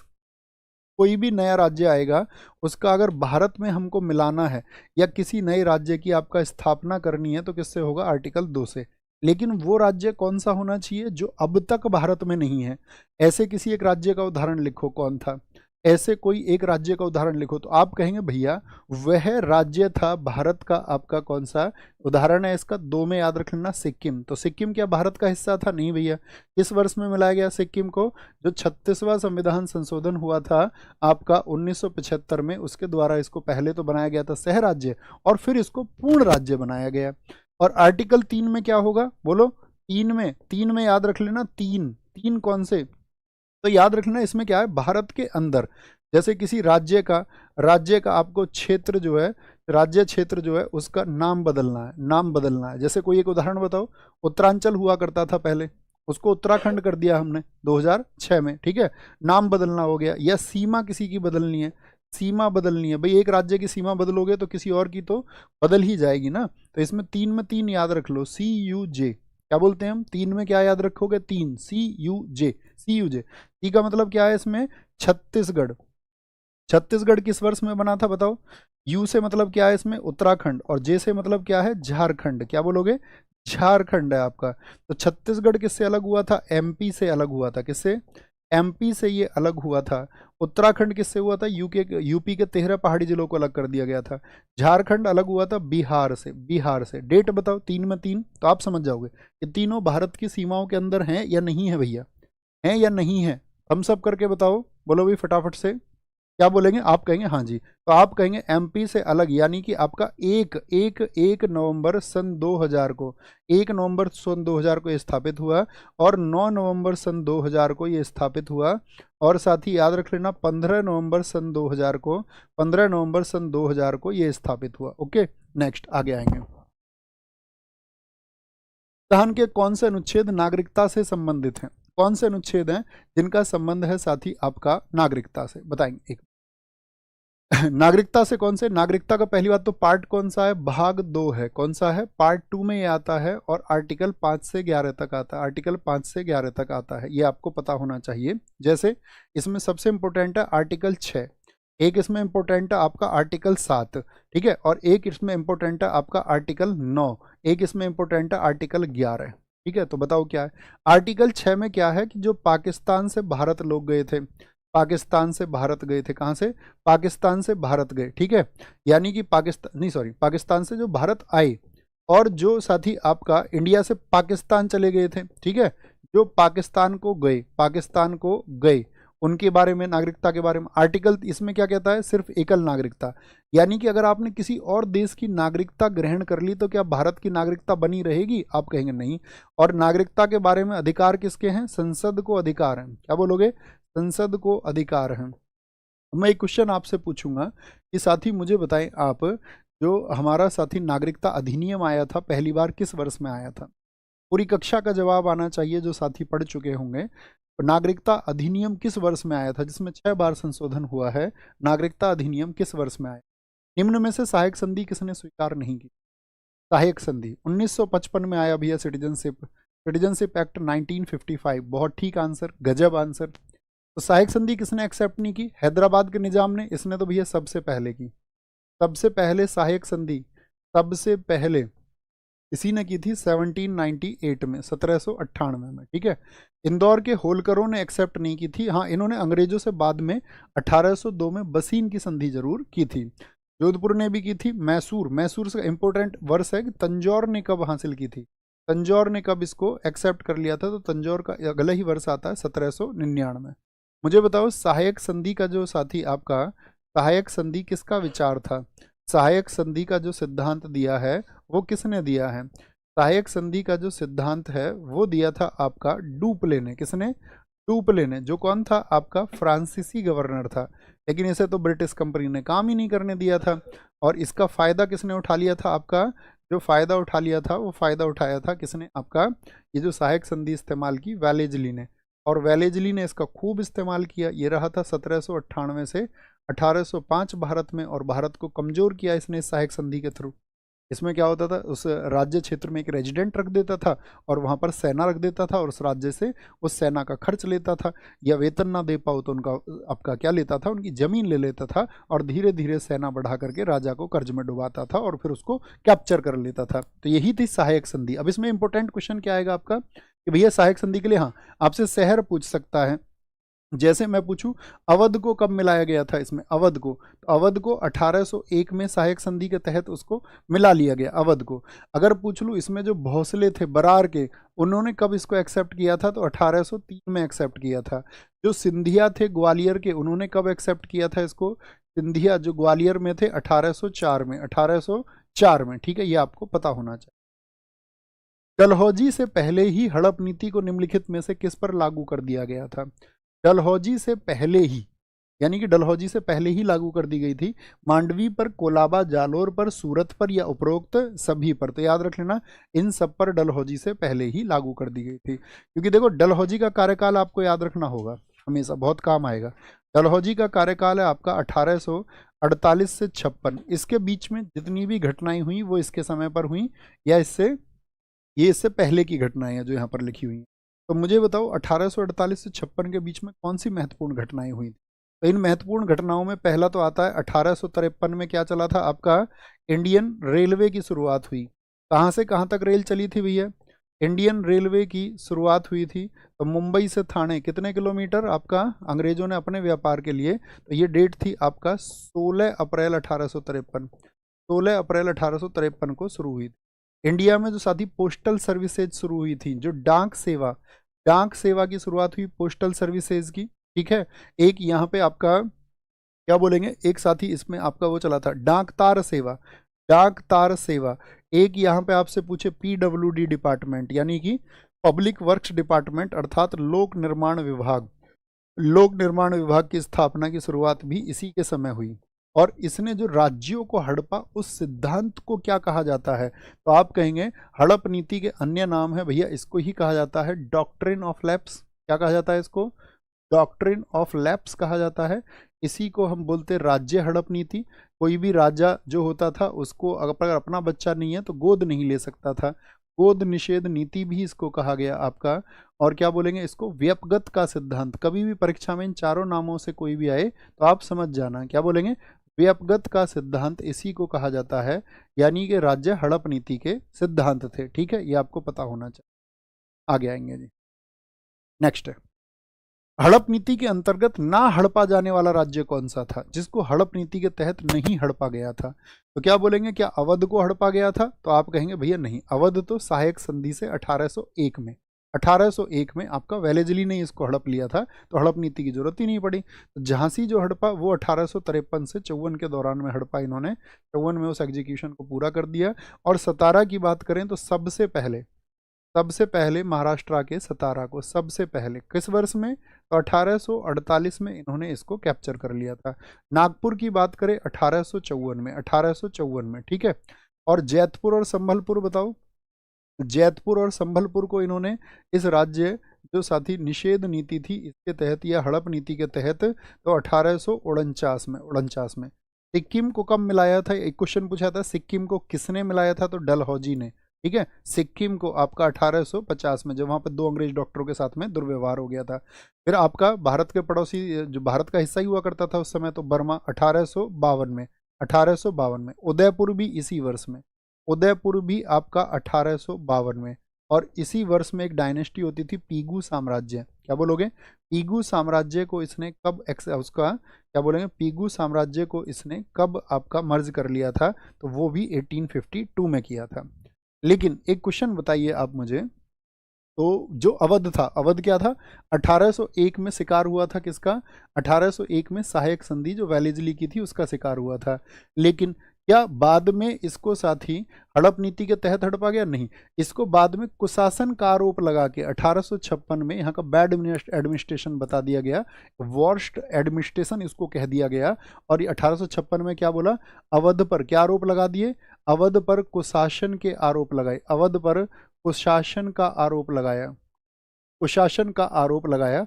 और किसने इसके लिए रिपोर्ट दी थी, तो इसके लिए रिपोर्ट दी थी आपका आउट्रम ने, किसने, आउट्रम ने रिपोर्ट दी थी, आउट्रम ने इसके लिए रिपोर्ट दी थी। और किससे, यहाँ पर अवध में होता था उस समय वाजिद अली शाह। पूछा जाता है कि जब उसको वाजिद अली शाह कौन था आपका, तो याद रखना ये अवध का साथी नवाब था। और जब इसको हड़पा गया तो कुशासन का आरोप लगा के, यानी कि इनके बच्चा बच्चा सब था तो कोई और बहाना नहीं मिला, तो कुशासन का ही आरोप लगा दिया, कुशासन का आरोप लगा दिया। सूची 1 को सूची 2 से सुमेलित कीजिए और निम्नलिखित कूट से सही उत्तर चुनिए। जोनाथन डंकन जिन्होंने साथी आपका 1791 में 1791 में आपका संस्कृत कॉलेज की स्थापना की थी बनारस में, क्या संस्कृत कॉलेज की स्थापना की थी, कहाँ पर, संस्कृत कॉलेज बनारस की इन्होंने स्थापना की। और बनारस में ही इन्होंने आपका जो कार्नवालिस की स्थायी बंदोबस्त की नीति थी उसको आगे बढ़ाया था, स्थायी बंदोबस्त की नीति। कार्नवालिस का क्या हो गया, बंगाल का स्थायी बंदोबस्त, परमानेंट सेटलमेंट 1793 हो गया, 1793। आपका हॉल्ट मैकेंजी को किसके लिए जाना जाता है, वो साथी आपका महालवाड़ी के लिए, महालवाड़ी के लिए। और थॉमस मुंडो को जाना जाता है रैयतवाड़ी के लिए, रैयतवाड़ी के लिए। तो क्या आंसर बन जाएगा आपका, 4 से शुरू हो जाएगा, 4 3 2 1 हो जाएगा। अब कुछ क्वेश्चन सुनिए मेरे ध्यान से। देखो, भारत में साथी जो आपका किसानों के ऊपर टैक्स लगता था तो उसके लिए यही प्रथाएं जिम्मेदार हैं। तो महलवाड़ी जो लगता था, महलवाड़ी बंदोबस्त के तहत ईस्ट इंडिया कंपनी का कितना क्षेत्र आता था, तो 30% एरिया आता था। इसमें महाल आपसे पूछे, महाल क्या था इसमें, तो महाल जो है इसमें ग्राम को कहते थे, ग्राम को, ठीक है। और आपसे पूछे महलवाड़ी शुरू कहाँ किया गया था, तो ये भारत में उत्तर पश्चिम में, उत्तर पश्चिम बोले तो सबसे पहले जैसे पंजाब यूपी वाला क्षेत्र, कौन सा, पंजाब और यूपी वाले क्षेत्र में महलवाड़ी प्रथा को शुरू किया था किसने, हाल्ट मैकेंजी ने। पूछे हाल्ट मैकेंजी ने इसको कब शुरू किया था, तो 1822 में शुरू किया था, 1822 में। अब बात करते हैं कार्नवालिस की। तो जो स्थायी बंदोबस्त था वो कितनी भूमि पर लगा हुआ था, तो स्थायी बंदोबस्त लगा हुआ था भारत में 19% भूमि पर, कितना, 19% भूमि पर लगा हुआ था। और ये सबसे पहले कहाँ पर शुरू हुआ था, बंगाल में, बंगाल में। और फिर कहाँ गया था, बंगाल के बाद में बम्बई में शुरू हुआ था, बम्बई में ये शुरू हुआ था। और इसमें स्थायी बंदोबस्त में क्या किया गया था आपका, आप सब लोगों को पता होना चाहिए कि स्थायी बंदोबस्त में इन्होंने किया था किसको, आपका किसको, जमींदार को, जो जमींदार था उस जमींदार को भूमि का मालिक माना था, किसको, जो आपका साथी जो लैंडलॉर्ड होता था उसको ऑनर माना गया था, जमींदार को मालिक माना गया था। लेकिन जब आपका हमारे देश में रैयतवाड़ी व्यवस्था आई तो यहाँ पर जमींदारी यानी बिचौलिए को खत्म करके किसको, किसान को मालिक माना गया, किसान को मालिक, किसान को मालिक माना गया। अच्छा, रैयतवाड़ी व्यवस्था की बात करें तो ये आपका किसने शुरू की थी? इसको शुरू किया था आपका कर्नल रीड ने। कर्नल रीड ने पहले तो वो कहाँ पर किया था आपका, और इसके बाद में वास्तविक रूप से इसको थॉमस मुनरो ने शुरू किया। और मुनरो ने किस वर्ष में इसको शुरू किया था? मुनरो ने इसको शुरू किया था 1820 में, मद्रास में। कहाँ पर लागू हुई थी रैयतवाड़ी व्यवस्था? मद्रास में लागू हुई, मद्रास में। और कितनी भूमि पर होती थी ये? तो 30 पर ये, 19 पर ये, 49। तो रैयतवाड़ी व्यवस्था भारत में 51% क्षेत्र पर थी। कितने क्षेत्र पर थी? 51% एरिया पर होती थी हमारे देश में रैयतवाड़ी व्यवस्था। ये आपको पता होना चाहिए, बहुत क्वेश्चन यहाँ से पूछा जाता है। ठीक? निम्नलिखित में से कौन सबसे नवीन पर्वत श्रेणी है? सबसे नई, तो सबसे नई है शिवालिक। और सबसे पुरानी कौन सी है? अरावली। सबसे पुरानी कौन सी है साथी? अरावली रेंज जो है वो सबसे पुरानी है। हिमालय में कितनी साथी आपका सीरीज है बताएं? हिमालय में कितनी साथी आपका रेंज है? तो हिमालय में जो आपका श्रेणी या फिर रेंज हम कहें तो वो 3 है। कितनी है? वो 3 है। एक कौन सी है? एक तो है ग्रेट हिमालय। एक का नाम आप बताओ। महान हिमालय, जिसको हम हिमाद्री के नाम से भी जानते हैं, ग्रेट हिमालय। और फिर आता है आपका कौन सा? लघु हिमालय। क्या बोलोगे? लघु हिमालय। और फिर आ जाता है आपका शिवालिक। क्या बोलोगे? शिवालिक आ जाता है। तो ये 3 प्रमुख श्रेणी हैं। और फिर आपका ट्रांस हिमालय वगैरह। निम्नलिखित श्रेणियों को दक्षिण से उत्तर की ओर क्रम में, कैसे? दक्षिण से उत्तर की ओर क्रम में आपको इनको स्थापित करने की बात कर रहे हैं। यानी कि यहाँ पर आपका नॉर्थ है और यहाँ पर साउथ है, तो दक्षिण से उत्तर की ओर। तो हमको तो ऊपर से याद रखनी चाहिए हमेशा, उत्तर से। तो उत्तर से क्या आता है आपका? उत्तर से क्या आता है बोलो भी फटाफट से, क्या बोलेंगे? कल ज्यादा। हम तो ये याद रखते हैं, कल ज्यादा। तो हमको इसका क्या बोलना है? कल ज्यादा। ये नॉर्थ टू साउथ होता है, नॉर्थ टू साउथ होता है। अब हमको साउथ से लिखना है, तो साउथ से पहले कौन सी आ जाएगी? धौलाधार, फिर जास्कर आ जाएगी, फिर लद्दाख आ जाएगी, और फिर कराकोरम आ जाएगी। तो यहाँ पर है आपका धौलाधार 2 नंबर पर है। याद रखना, कल ज़्यादा, कल ज़्यादा पढ़ना होगा भाई। कल ज़्यादा पढ़ना, पढ़ना से आ जाता पहाड़, और कल ज़्यादा यानी सबसे ऊपर कराकोरम है, फिर आपका कौन सा है? लद्दाख है, फिर जास्कर है, और फिर है आपका धौलाधार। तो क्या बन जाएगा? 2 1 3 4 बन जाएगा भैया, 2 1 3 4 बन जाएगा। कुमाऊं हिमालय निम्नलिखित में से किन नदियों के बीच में स्थित है? कुमाऊं हिमालय बताइए। कुमाऊं हिमालय किसके बीच में है? तो सिंधु और सतलज। तो बोलते क्यों माँ, क्यों माँ, यू जो काली है ये लाज क्यों नहीं रखती है हमारी? किसी को भी कह रहा हो, ऐसा नहीं कि रंग रूप की बात कर रहे हैं, ऐसी जस्ट याद करने के लिए। तो क्यों माँ क्या बोलेंगे? काली और लाज, ऐसे याद रख लो। काली माँ, क्यों माँ यू काली माँ, काली माँ से याद रख लो यार। क्यों माँ यू काली माँ हमारी लाज क्यों नहीं रखती? तो लाज से आपको याद हो जाएगा सतलज होगा, सतलज। काली माँ से याद रख लेना, ठीक है? क्या बोलेंगे? जी भैया हम इसको याद कर लेंगे। जैसे एक और याद दिया कराते हैं आपको। एक होता है आपका नेपाल हिमालय, किस किस के बीच में? तो नेपाल हिमालय किस किस के बीच में? तो नेपाल से याद रखना नेपाली, और नेपाली से फिर से भैया नेपाली को काली मत कहना, नहीं तो ये तुमको पिस्ता नहीं खिलाएगी। तीस्ता नदी, इन दोनों के बीच में, कौन सी नदियों के बीच में नेपाल हिमालय किसको बोलते हैं? ये हिमालय का विभाजन है, ठीक है? हिमालय का विभाजन है। जैसे अगर हम हिमालय को पश्चिम से पूर्व में बांट दें, यानी कि आपको पश्चिम से पूर्व में, तो 4 हिस्से बनते हैं उसके। कितने हिस्से बनते हैं? वेस्ट टू ईस्ट बांटने पर बोलो 4 हिस्से बनते हैं। तो नेपाल हिमालय कौन सी 2 नदियों के बीच में है? असम हिमालय पूछ ले आपसे, आज शाम को क्या बोलेंगे? आज शाम को तो पिस्ता खिलाएगा पुत्र, क्या बोलोगे? तीस्ता। और पुत्र से बोले तो ब्रह्मपुत्र, कौन? ब्रह्मपुत्र होगा। और पंजाब हिमालय किस किस के बीच में है बताओ? पंजाब हिमालय, पंजाब हिमालय क्या बोलेंगे?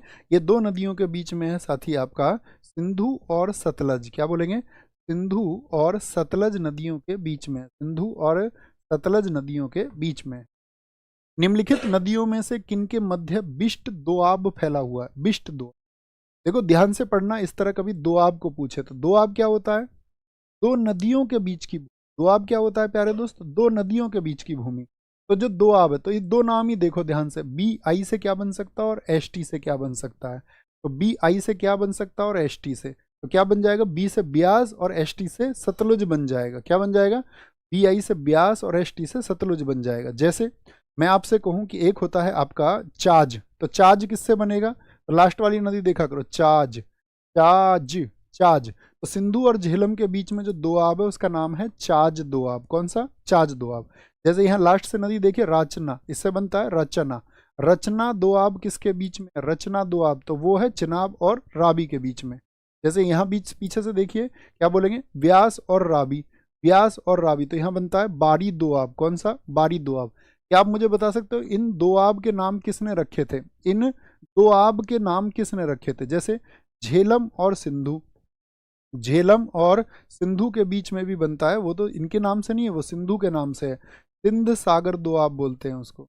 एक अकबर का मंत्री था जिसने ये नाम रखे थे, बताओ कौन था अकबर का मंत्री? अकबर का मंत्री। अब एक हम पूछेंगे सबसे बड़ा दोआब कौन सी नदियों के बीच में है? तो दो नदियों के बीच को दोआब बोलते हैं, और सबसे बड़ा जो दोआब है, सबसे सबसे बड़ा जो साथी आपका दोआब है वो है आपका गंगा जमुना का। कितना कितना दोआब है वो? 60,500। गंगा यमुना का जो दोआब है वो 60,500, क्या बोलोगे? 60,500 किलोमीटर में फैला हुआ है। क्या बोलेंगे कौन था अकबर का मंत्री? टोडरमल। ये हुई ना बात, तो अकबर के टोडरमल को आपको पता होना चाहिए। टोडरमल कौन था अकबर का? फाइनेंस मिनिस्टर था। कौन था? फाइनेंस मिनिस्टर था, उसी ने ये व्यवस्था दी है। भारत में सार्वजनिक क्षेत्र का सबसे पुराना बैंक कौन सा है? सार्वजनिक क्षेत्र का सबसे पुराना बैंक है इलाहाबाद बैंक। कौन सा? इलाहाबाद बैंक है, ठीक है, इलाहाबाद बैंक। और सार्वजनिक क्षेत्र का मतलब 50%, जिसमें क्या होगा 50% गवर्नमेंट का शेयर हो। अच्छा मुझे बताओ इलाहाबाद बैंक की स्थापना किस वर्ष में हुई है? तो 1865 में हुई, 1865 में हुई थी, 1865 में, ठीक है। अगर पंजाब नेशनल बैंक की बात करें तो 1894 में स्थापना की थी। कौन दो व्यक्ति थे? लाला लाजपत राय, लाला लाजपत राय थे, और दूसरे व्यक्ति कौन थे साथी इनके साथ में? लाला लाजपत राय जी के साथ में वो दूसरे व्यक्ति थे दयाल सिंह मजीठिया। ये दोनों पूछे जाते हैं बहुत। दयाल सिंह मजीठिया, मजीठिया इस बैंक के संस्थापक थे, ये आपका पंजाब नेशनल बैंक के। बैंक ऑफ बड़ौदा की स्थापना किसने की थी बताओ? बैंक ऑफ बड़ौदा एक महाराज थे, बड़ौदा के ही महाराज थे, बताओ क्या नाम है? बैंक ऑफ बड़ौदा की स्थापना की आपका 1980 में महाराज थे सयाजी राव गायकवाड़। कौन थे? सयाजी राव, सयाजी राव गायकवाड़ थे, जिन्होंने साथी क्या किया था आपका? बैंक ऑफ बड़ौदा की स्थापना की, ठीक है, सयाजी गायकवाड़ ने। सेबी की स्थापना किस वर्ष में हुई? सेबी, सेबी का फुल फॉर्म लिखो सबसे पहले तो।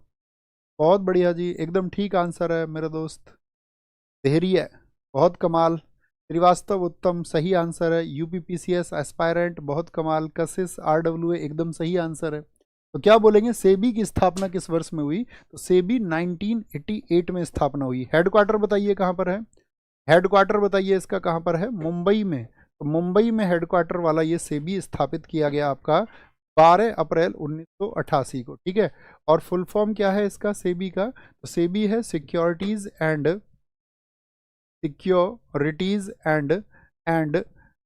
Exchange board of India. Exchange board of India. अर्थात हम बात करें सेबी का तो ये क्या हो गया? Securities and exchange. Security and exchange मतलब भारतीय प्रतिभूति एवं विनिमय बोर्ड। भारतीय प्रतिभूति प्रतिभूति एवं एवं एवं विनिमय बोर्ड, एवं विनिमय बोर्ड ये आपका है, विनिमय बोर्ड है। अब मुझे बताओ इसका एक्ट कब आया था? एक्ट कब आया था? अगर हम आपसे पूछे सेबी एक्ट कब आया, पहला क्वेश्चन, तो सेबी एक्ट आया आपका साथी कब? 1992 में, ठीक है। और यहीं पर कभी भी पूछे सेबी को जो साथी आपका वैधानिक मान्यता मिली, यानी जो उसको लीगल रिकॉग्निजेशन मिला, लीगल रिकॉग्निजेशन मिला, वो कब मिला? तो 1992 में मिला। दोनों क्वेश्चन मिल जाएंगे, या डेट भी पूछ लेता है इसकी कभी कभी, 30 जनवरी 1992 को मिला था। मुझे बताओ इसके कितने साथी रीजनल ऑफिस हैं, कितने क्षेत्रीय कार्यालय हैं सेबी के? कितने क्षेत्रीय कार्यालय यानी कि कितने रीजनल ऑफिस हैं? तो आप कहेंगे 4 हैं। अहमदाबाद है, अहमदाबाद है आपका, ये पूछ लेता कहाँ पर नहीं है। अहमदाबाद है, दिल्ली, चेन्नई, कोलकाता। अहमदाबाद है, दिल्ली में है, चेन्नई में है, और साथ ही आपका कोलकाता में है। कहाँ पर है? कोलकाता में। तो 4 जगह हैं आपके सेबी के। कहाँ पर हैं? 4 जगह। अब हम पूछेंगे सेबी में कुल सदस्य कितने होते हैं? सेबी में साथी आपका सदस्य कितने होते हैं? तो मेंबर होते हैं सेबी में 9। क्या होते हैं? 9 होते हैं। 9 कैसे होते हैं? 9 एक तो होते हैं इसमें अध्यक्ष। कौन होते हैं? अध्यक्ष। जो कौन आपका पहुंचाते हैं अध्यक्ष को? इंडियन गवर्नमेंट, भारत सरकार चुनती है, ठीक है। और इसमें क्या होते हैं? 5 सदस्य अन्य होते हैं। 5 सदस्य होते हैं इसमें, ठीक है, 5 सदस्य, वो भी कौन चुनेगी, भारत सरकार। तो 5 और 1 6 हो गए। और फिर आपका 2 सदस्य जो होते हैं वो साथी आपका आते हैं वित्त मंत्रालय से, यानी कि फॉरेन मिनिस्ट्री से आते हैं। तो कितने हो गए, 5 2 7 और 1 8 हो गए, वित्त मंत्रालय फॉरेन मिनिस्ट्री से। और जो एक मेंबर होता है वो एक मेंबर आता है रिजर्व बैंक ऑफ इंडिया से, आरबीआई से। अब मैं आपसे पूछूंगा कि सेबी के पहले अध्यक्ष कौन थे, सेबी के पहले अध्यक्ष, बोलो जी फटाफट से। सेबी के पहले अध्यक्ष कौन थे, सेबी के पहले अध्यक्ष कौन थे, securities and exchange board of India के कौन थे पहले अध्यक्ष। तो पहले अध्यक्ष थे इसके, क्या बोलेंगे, एस ए दवे थे। कौन थे, एस ए दवे या दुबे कहें, ठीक है। और पहली महिला अध्यक्ष कौन थी इसकी, जो पिछली थी पहली महिला अध्यक्ष थी आपकी माधवीपुरी।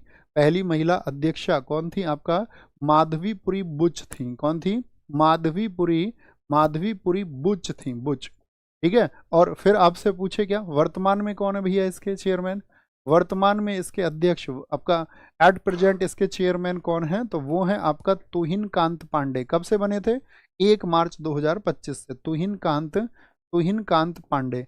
अच्छा मुझे बताओ फटाफट से एसबीआई का कार्य क्या है, एसबीआई का कार्य क्या है। और दूसरी बात मुझे बताओ एसबीआई के अध्यक्ष का कार्यकाल कितना होता है। तो एसबीआई का जो भी अध्यक्ष बनेगा वो 3 वर्ष के लिए चुना जाता है, कितना, 3 वर्ष उसका कार्यकाल होता है। और एसबीआई का कार्य क्या है बताना, वो सॉरी एसबीआई बोल रहा हूँ, सेबी का, securities and exchange board of India का कार्य क्या है, बोलेंगे जी। सबका आंसर आना चाहिए, बहुत बढ़िया। जब तक आंसर नहीं आएगा तब तक आगे नहीं बढ़ेंगे, नहीं तो बंद कर देंगे। हाँ हाँ बोलो भाई। फटाफट से बताएंगे, फटाफट से कौन देना, बहुत बढ़िया भैया। स्टॉक जो शेयर मार्केट है उसको रेगुलेट करने का, शाहबाज खान ने सबसे अच्छा आंसर दिया है, शेयर मार्केट को रेगुलेट करने का। तो कभी भी पूछे सेबी का जो कार्य है वो क्या है, वो साथी आपका शेयर बाजार का विनियमन, क्या है, शेयर बाजार, यही तो पूछा जाता है क्वेश्चन, शेयर बाजार के विनियमन के लिए कौन सी संस्था है, यानी कि रेगुलेशन ऑफ शेयर मार्केट, क्या बोलोगे, रेगुलेशन ऑफ शेयर मार्केट, ये किसका काम है, ये आपका सेबी का काम है। भारत में औद्योगिक वित्त के क्षेत्र में सर्वोच्च संस्था कौन सी है, इंडस्ट्रियल फाइनेंस के फील्ड में सबसे बड़ी संस्था है एडबी, क्या बोलोगे, आईडीबीआई जो बना था कब आपका, ये बना था साथी आपका 1 जुलाई 1964 को। हेडक्वार्टर कहाँ पर है आपका, आईडीबीआई का हेडक्वार्टर है इसका मुंबई में। और याद रख लेना इसकी जो सहायक कंपनी है वो कौन सी है, आईडीबीआई की जो सहायक कंपनी है एक तो एलआईसी है, एलआईसी समझते हो ना, लाइफ इंश्योरेंस कॉर्पोरेशन, जीने के क्या बोलते हैं, जीवन के साथ भी जीवन के बाद भी, यही है ना कुछ ऐसा ही, हाँ जी। और एक सिडबी मैं आपको बता ही चुका, ये दोनों इसकी सहायक कंपनी है। सबसे इंपॉर्टेंट एलआईसी 1 सितंबर 1956 को, याद रख लेना। यहाँ पर साथी आपका जो उसको बोलते हैं इंश्योरेंस एक्ट, कब आया, इंश्योरेंस एक्ट था 1956 का, उसके तहत ये भारत की सबसे बड़ी बीमा कंपनी बनी थी, लाइफ इंश्योरेंस कॉर्पोरेशन। सिडबी की स्थापना कब हुई थी, जिसका हेडक्वार्टर लखनऊ में है, ईयर बताओ फटाफट से, बोलेंगे अभी फटाफट से, ईयर बताओ फटाफट, याद रखेंगे।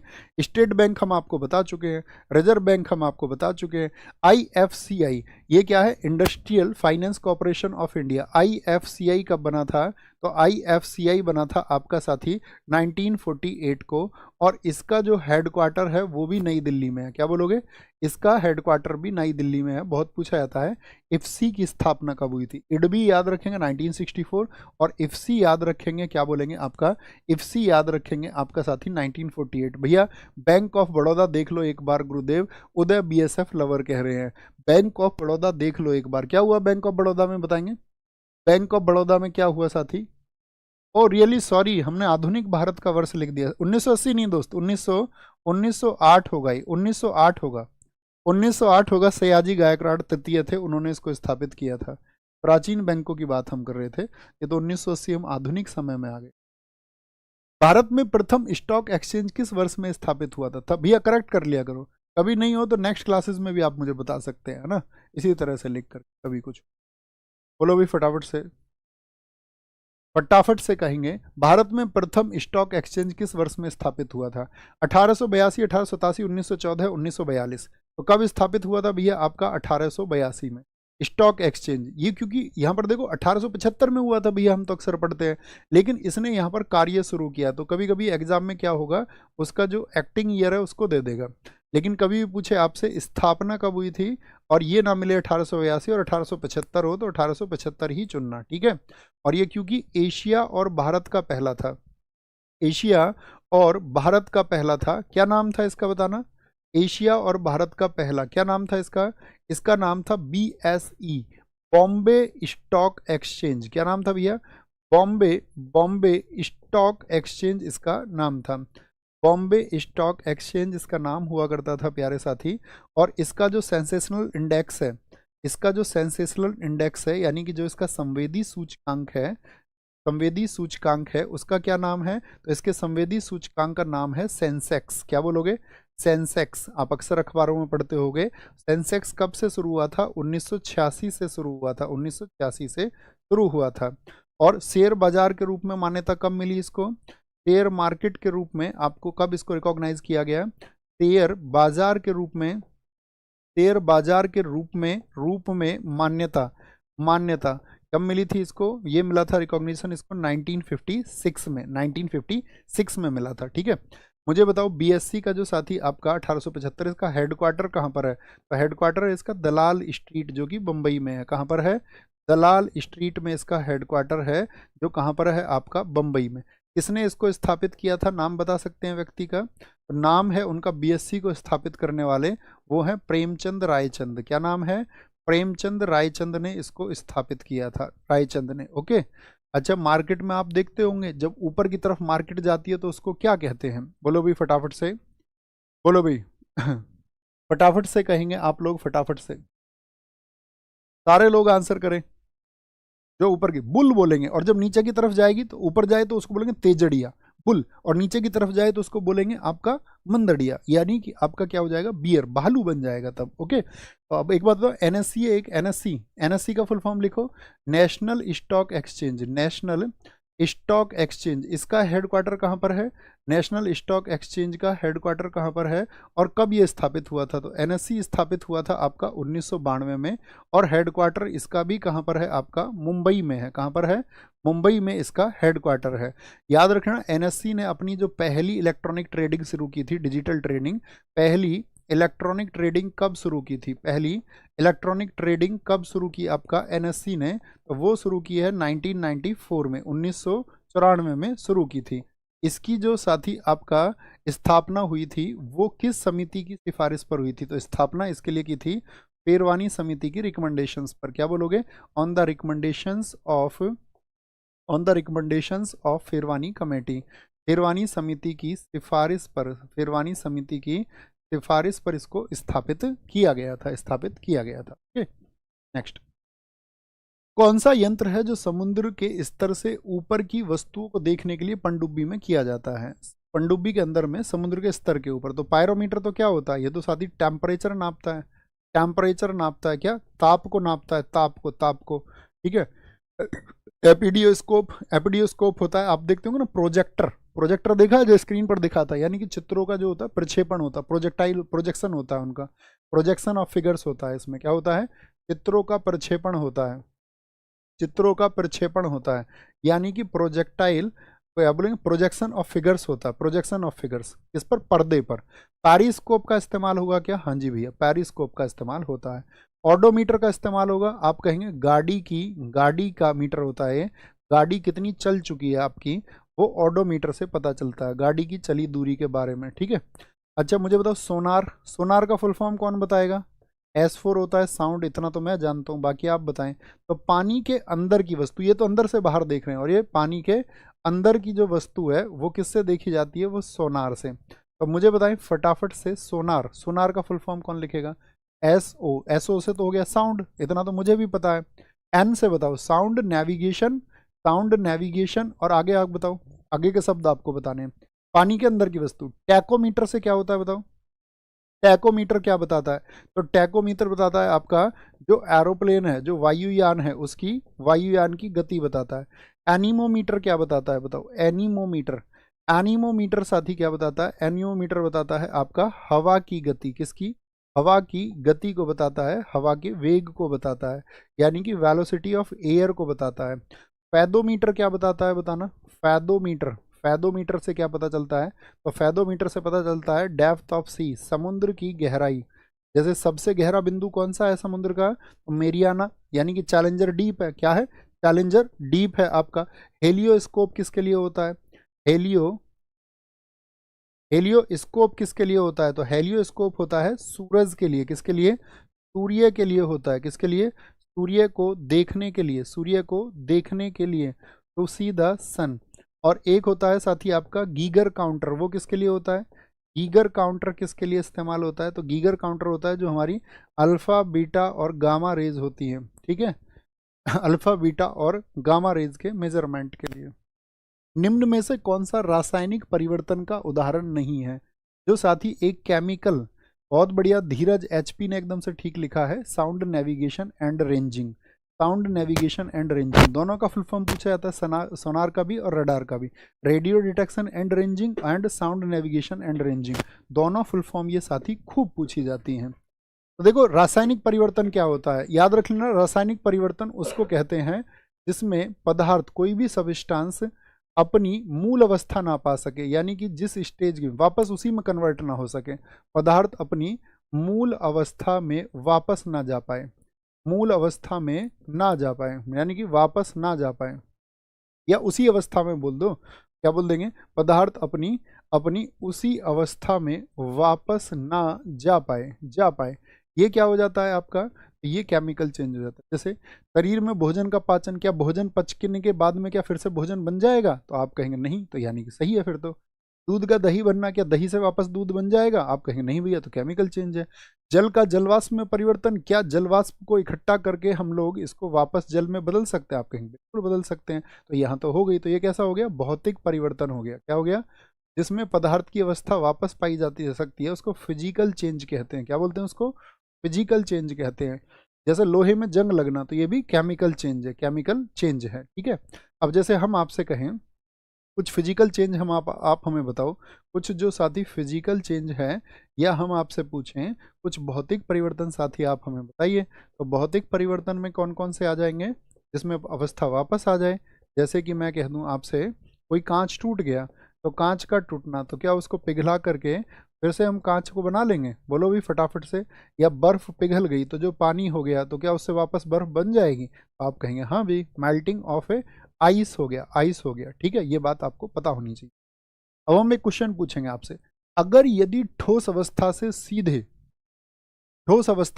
सीधे गैस अवस्था में क्या कोई चीज बदल सकती है? बोलो भी फटाफट से। ठोस से गैस में, ठोस से यानी कि सॉलिड से डायरेक्ट गैस कुछ बन सकता है? आप कहेंगे हाँ जी। उन सब चीजों को हम क्या बोलते हैं? उनको बोलते हैं ऊर्ध्वपातन की प्रक्रिया को पालन करने वाले। क्या? ऊर्ध्वपातन, यानी कि वो सब्लिमेशन प्रोसेस होता है। क्या होता है? सब्लिमेशन प्रोसेस होता है। सब्लिमेशन प्रोसेस में क्या होता है आपका कि कोई भी चीज ठोस से गैस बन जाती है। जैसे कि कौन कौन सी चीज है? जैसे कि आपका कॉपर, वो सॉरी क्या बोलते हैं उसको जिसको पूजा में इस्तेमाल करते हैं? कपूर, कपूर, कॉपर बोल रहे, कपूर बोलते हैं उसको। क्या बोलते हैं? कपूर होता है। क्या होता है? कपूर होता है आपका। और क्या हो सकता है इसमें कपूर के अलावा? तो कपूर हो गया आपका। एक इसमें होता है आपका नौसादर, यानी कि अमोनियम क्लोराइड होता है। एक साथी जो आपका अपने जूते वगैरह में जब आप नए शूज खरीद के लेके आते होंगे या कपड़े, तो एक बैग देखा होगा आपने नेफ्थलीन का, नेफ्थलीन का, तो वो क्या होती है? ठोस से सीधे क्या है? गैस में बदल जाती है। लेकिन मुझे बताओ ऊर्ध्वपातन का उल्टा क्या होता है? गैस से कोई चीज ठोस बन सकती है क्या? गैस से सीधे ठोस, हाँ, इसको बोलते हैं हम निक्षेपण की प्रक्रिया। ये क्या होती है? गैस से सीधे ठोस, सीधे ठोस कोई चीज बन सकती है, हाँ जी। ये प्रोसेस होता है निक्षेपण का प्रोसेस। निक्षेपण बोले तो डिपोजिशन, क्या बोलते हैं इसको? डिपोजिशन हम कहते हैं। क्या एग्जाम्पल है भैया? डिपोजिशन का एग्जाम्पल है आपका ठोस कार्बन डाइऑक्साइड का बनना, ठोस कार्बन डाइऑक्साइड का बनना। जैसे आपने बाइक का अपनी का साइलेंसर देखा होगा, देखा है? तो उसमें क्या होती है? वो धुआं होता है, गैस होता है, लेकिन वो क्या बन जाती है आपका? तो वो बन जाती है आपका कालिख। चिमनियों पे भी जम जाती है कई बार। कालिख देखी है ना? हम सब करके बताओ हाँ भैया देखिए। तो कालिख होती है, तो वो कालिख किसका प्रोसेस है? आपका डिपोजिशन का प्रोसेस है। अगर हम आपसे पूछें द्रव से साथी गैस बने, द्रव्य नहीं, द्रव्य तो मैटर हो जाएगा, द्रव लिक्विड से, द्रव से अगर गैस बन रही है तो इस प्रोसेस को क्या कहेंगे, ये होता है हमारा वाष्पीकरण, यानी कि वेपराइजेशन होता है। ये क्या है, ये भैया वेपराइजेशन होता है, वेपराइजेशन होता है।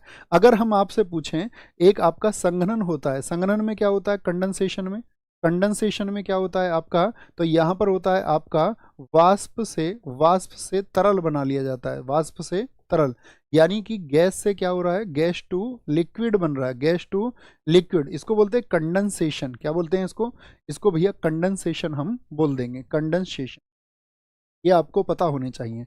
अच्छा मुझे बताओ फटाफट से, एक द्रव्यमान संरक्षण समीकरण भी आप जानते होंगे, द्रव्यमान संरक्षण नियम, वो दिया था किसने, लेवाशिये ने दिया था, जो उसमें क्या कहा गया था आपका, द्रव्यमान को ना तो नष्ट किया जा सकता है और ना ही उत्पन्न किया जा सकता है।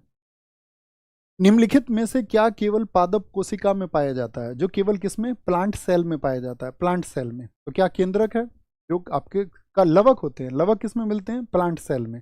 देखो लवक हम बात करें अगर प्लास्टिड्स की, तो लवक कितने प्रकार के होते हैं, कौन बताएगा, लवक कितने प्रकार के होते हैं, तो लवक होते हैं हमारा 3 प्रकार के, कितने प्रकार के, 3 प्रकार के। जैसे पहला होता है इसमें हरित लवक, हरित लवक होता है, और हरित लवक को हम बोलते हैं आपका, सॉरी, हरित लवक को हम बोलते हैं क्लोरोप्लास्ट। क्या बोलते हैं इसको, इसको हम बोलते हैं क्लोरोप्लास्ट। तो कैसा होगा, हरित यानी कि हरा रंग, और हरा रंग तो इसमें क्या होता है, क्लोरोफिल होता है, क्लोरोफिल इसमें पाया जाता है, और क्लोरोफिल की वजह से क्या होता है, पत्तियां क्या हो जाती हैं, पत्तियां हरी होती हैं।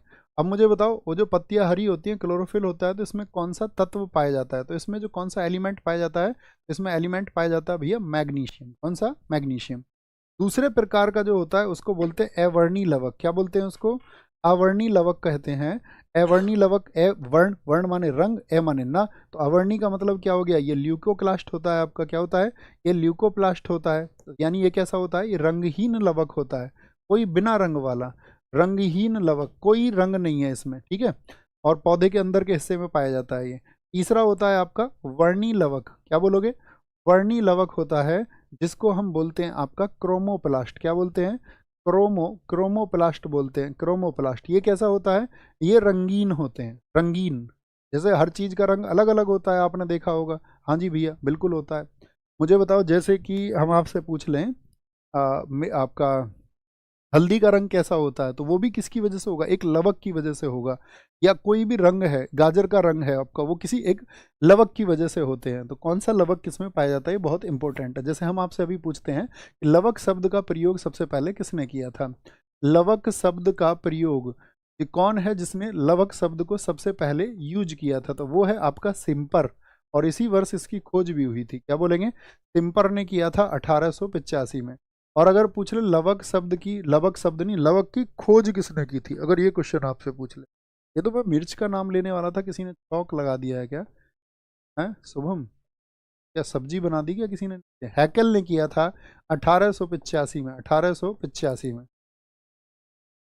वो नहीं होती मिर्च, क्या बोलते हो तुम, क्या बोलते हो उसको, हम तो हमारे यहाँ बोलते हो उसको धसका, नाक में मिर्च पहुंच जाना। क्या बोलेंगे, सिंपर ने। अब हम क्वेश्चन पूछेंगे आपसे, जैसे किसी भी चीज़ का कोई रंग है, जैसे मुझे बताओ आप फटाफट से, एक क्वेश्चन हम पूछ रहे थे, टमाटर का जो रंग होता है कैसा होता है, रंग तो आप जानते हो लाल रंग, किसकी वजह से होता है टमाटर लाल, तो ये होता है लाइकोपीन की वजह से। किसकी वजह से, लाइकोपीन, लाइकोपीन एक लवक होता है, यानी कि प्लास्टिड होता है, उसकी वजह से होता है। जैसे हल्दी का रंग होता है पीला, तो हल्दी किसकी वजह से होती है, टर्मरिक किसकी वजह से होती है, ये तो ये होती है आपका साथी करक्यूमिन की वजह से। किसकी, करक्यूमिन की वजह से होती है। गाजर, गाजर किसकी वजह से होती है, जो गाजर का लाल रंग होता है, वो कैरोटीन की वजह से होती है। किसकी वजह से, कैरोटीन की वजह से होती है। चुकंदर बताओ, चुकंदर का जो रंग होता है वो किसकी वजह से होता है, क्या बोलेंगे, चुकंदर का जो, क्या बोलोगे आपका, वो होता है भैया आपका, क्या बोलते हैं उसको, विटामिन की वजह से होता है। क्या बोलेंगे उसको, विटामिन की वजह से होता है। और एक यहाँ पे बताओ मुझे, मिर्च, जैसे मिर्च का तीखापन पूछ लेता है आपका, तो वो किसकी वजह से होता है, वो कैप्सेसिन की वजह से होता है, कैप्सेसिन की वजह से होता है। किसकी वजह से, कैप्सेसिन की वजह से होता है। ओके, कोई दिक्कत, कोई परेशानी इतनी बात में। नेक्स्ट, मानव शरीर की त्वचा का सबसे बाह्य परत जो हमें सबसे बाहर दिखता है वो कौन सा है, तो आपका स्क्लेरा है, एंडोडर्मिस है, एपिडर्मिस है, क्या भैया एपिडर्मिस होता है। क्या बोलेंगे, एपिडर्मिस होता है। कभी भी याद रख लेना, आपसे पूछे स्किन, मुझे बताओ स्किन के डॉक्टर को क्या बोलते हैं? त्वचा का जो निर्माण होता है, जो साथी हमारी स्किन बनती है, वो वो बनती है अधिचर्म कोशिकाओं से, यानी कि एपिडर्मिस सेल से बनती है। किससे बनती है? एपिडर्मिस सेल्स से बनती है। किससे बनती है? एपिडर्मिस सेल से, ठीक है। एपिडर्मिस सेल से वो बनती है, ठीक है। ये बात याद रखना, एपिडर्मिस सेल से। त्वचा की दूसरी परत कौन सी होती है? ये तो बाह्य हो गई, ये दूसरी परत होती है। ये क्या होती है? सेकंड लेयर होती है। सेकंड लेयर होती है हमारी स्किन में, ठीक है। मुझे बताओ त्वचा का अध्ययन क्या कहलाता है, जिसमें हम ये सब पढ़ते हैं? Study of skin. ये क्या कहलाता है? इसको बोलते हैं आपका डर्मेटोलॉजी। क्या बोलते हैं? डर्मेटोलॉजी बोलते हैं। डर्मेटोलॉजी इसको भैया कहा जाता है। डर्मेटोलॉजी डर्मेटोलॉजी इसको कहा जाता है। इसी में आपको पता चलेगा कि जो अधिचर्म कोशिकाएं हैं, यानी कि जो आपका एपिडर्मिस सेल्स हैं, ये किस पदार्थ की जलरोधी परत होती हैं? तो ये बनती हैं क्यूटिन से। किससे? क्यूटिन नामक एक सब्सटेंस होता है, क्यूटिन पदार्थ की बनी होती हैं। और कैसी होती हैं? आपका जलरोधी परत होती हैं। जलरोधी का मतलब वाटर रेजिस्टेंट लेयर होती हैं। जलरोधी परत पूछ लेगा आपसे एग्जाम में कि क्यूटिन पदार्थ अधिचर्म कोशिकाओं से कैसी परत बनाता है, तो कैसी बनाता है? जलरोधी परत बनाता है, एक वाटर रेजिस्टेंट आपका लेयर बनाता है। पैरालंपिक में भारत ने कितने पदक जीते? तो पैरालंपिक में कितने पदक हैं हमारे टोटल, बताओ भैया। कितने गोल्ड आए थे? 7 तो गोल्ड आए, 9 सिल्वर आए थे आपका, और 13 आए ब्रॉन्ज। 13 9 22 7 29 आए थे। कितने आए थे? 29 आए थे। और मुझे बताओ जो पैरालंपिक हुए इस बार कहाँ पर हुए थे आपका? पैरालंपिकों का जो आयोजन हुआ था वो कहाँ पर हुआ था, ये आपको बताना है। तो मैं आपसे कहूँगा जो पहले पैरालंपिक हुए थे वो 1960 में हुए थे आपका, कहाँ पर? रोम में हुए थे। कहाँ पर? रोम में हुए थे, ओके। और इस बार के पैरालंपिक कहाँ पर हुए हैं भैया? पेरिस में। यानी कि जहाँ पर ओलंपिक होंगे वहीं पर फिर पैरालंपिक होते हैं, उसी सेम सेशन में। तो ये कहाँ पर हुए? आपका पेरिस में। और कौन से नंबर के थे ये आपका? ये भैया 17वां सेशन था। ये आपका 17वां सेशन, यानी कि 17वां सत्र था आपका पैरालंपिक का, ठीक है। अच्छा बताओ, जो 1960 में पहली बार ओलंपिक हुए थे, पैरालंपिक हुए थे, तो पैरालंपिक में पहला जो साथी आपका, पैरालंपिक में याद रखना, लिखना, पैरालंपिक में जो साथी पहला गोल्ड है वो किस आदमी ने दिलाया है हमको? तो तैराकी में आए थे आपका कौन? मुरलीकांत पेटकर। ज़्यादा पूछे जाने के चांस इसीलिए हैं क्योंकि हाल ही में एक मूवी आई थी, बताओ। मुरलीकांत पेटकर किस मूवी में दिखाया गया इनको? अभी हाल ही में 1972 में तैराकी में इन्होंने गोल्ड जीता था। स्विमिंग में इनका गोल्ड आया था, और भारत के लिए पहला गोल्ड है, भारत के लिए पहला गोल्ड है, ओके। मुझे बताएं फटाफट से, अभी एक मूवी आई थी, कौन सी आई थी? चंदू चैंपियन भैया, चंदू चैंपियन। बोलो भाई फटाफट से, चंदू चैंपियन, बहुत शानदार। क्या क्या क्वेश्चन पूछेगा आपसे इस बार का, मुझे बताओ। जो साथी हमारा साथ आपका ब्लैक, जो आपका ध्वजवाहक रहे इस बार, जो फ्लैग बिहेरर रहे आपका, किसमें? आपका जो उद्घाटन यानी कि ओपनिंग सेरेमनी में भारत का फ्लैग लेकर के कौन चला था?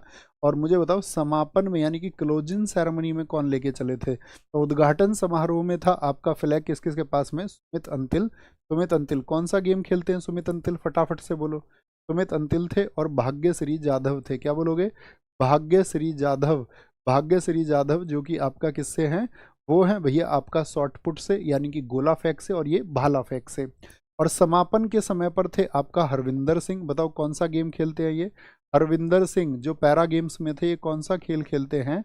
और इनके साथ में थी आपका रेस की प्रमुख खिलाड़ी प्रीति पाल। क्या बोलोगे?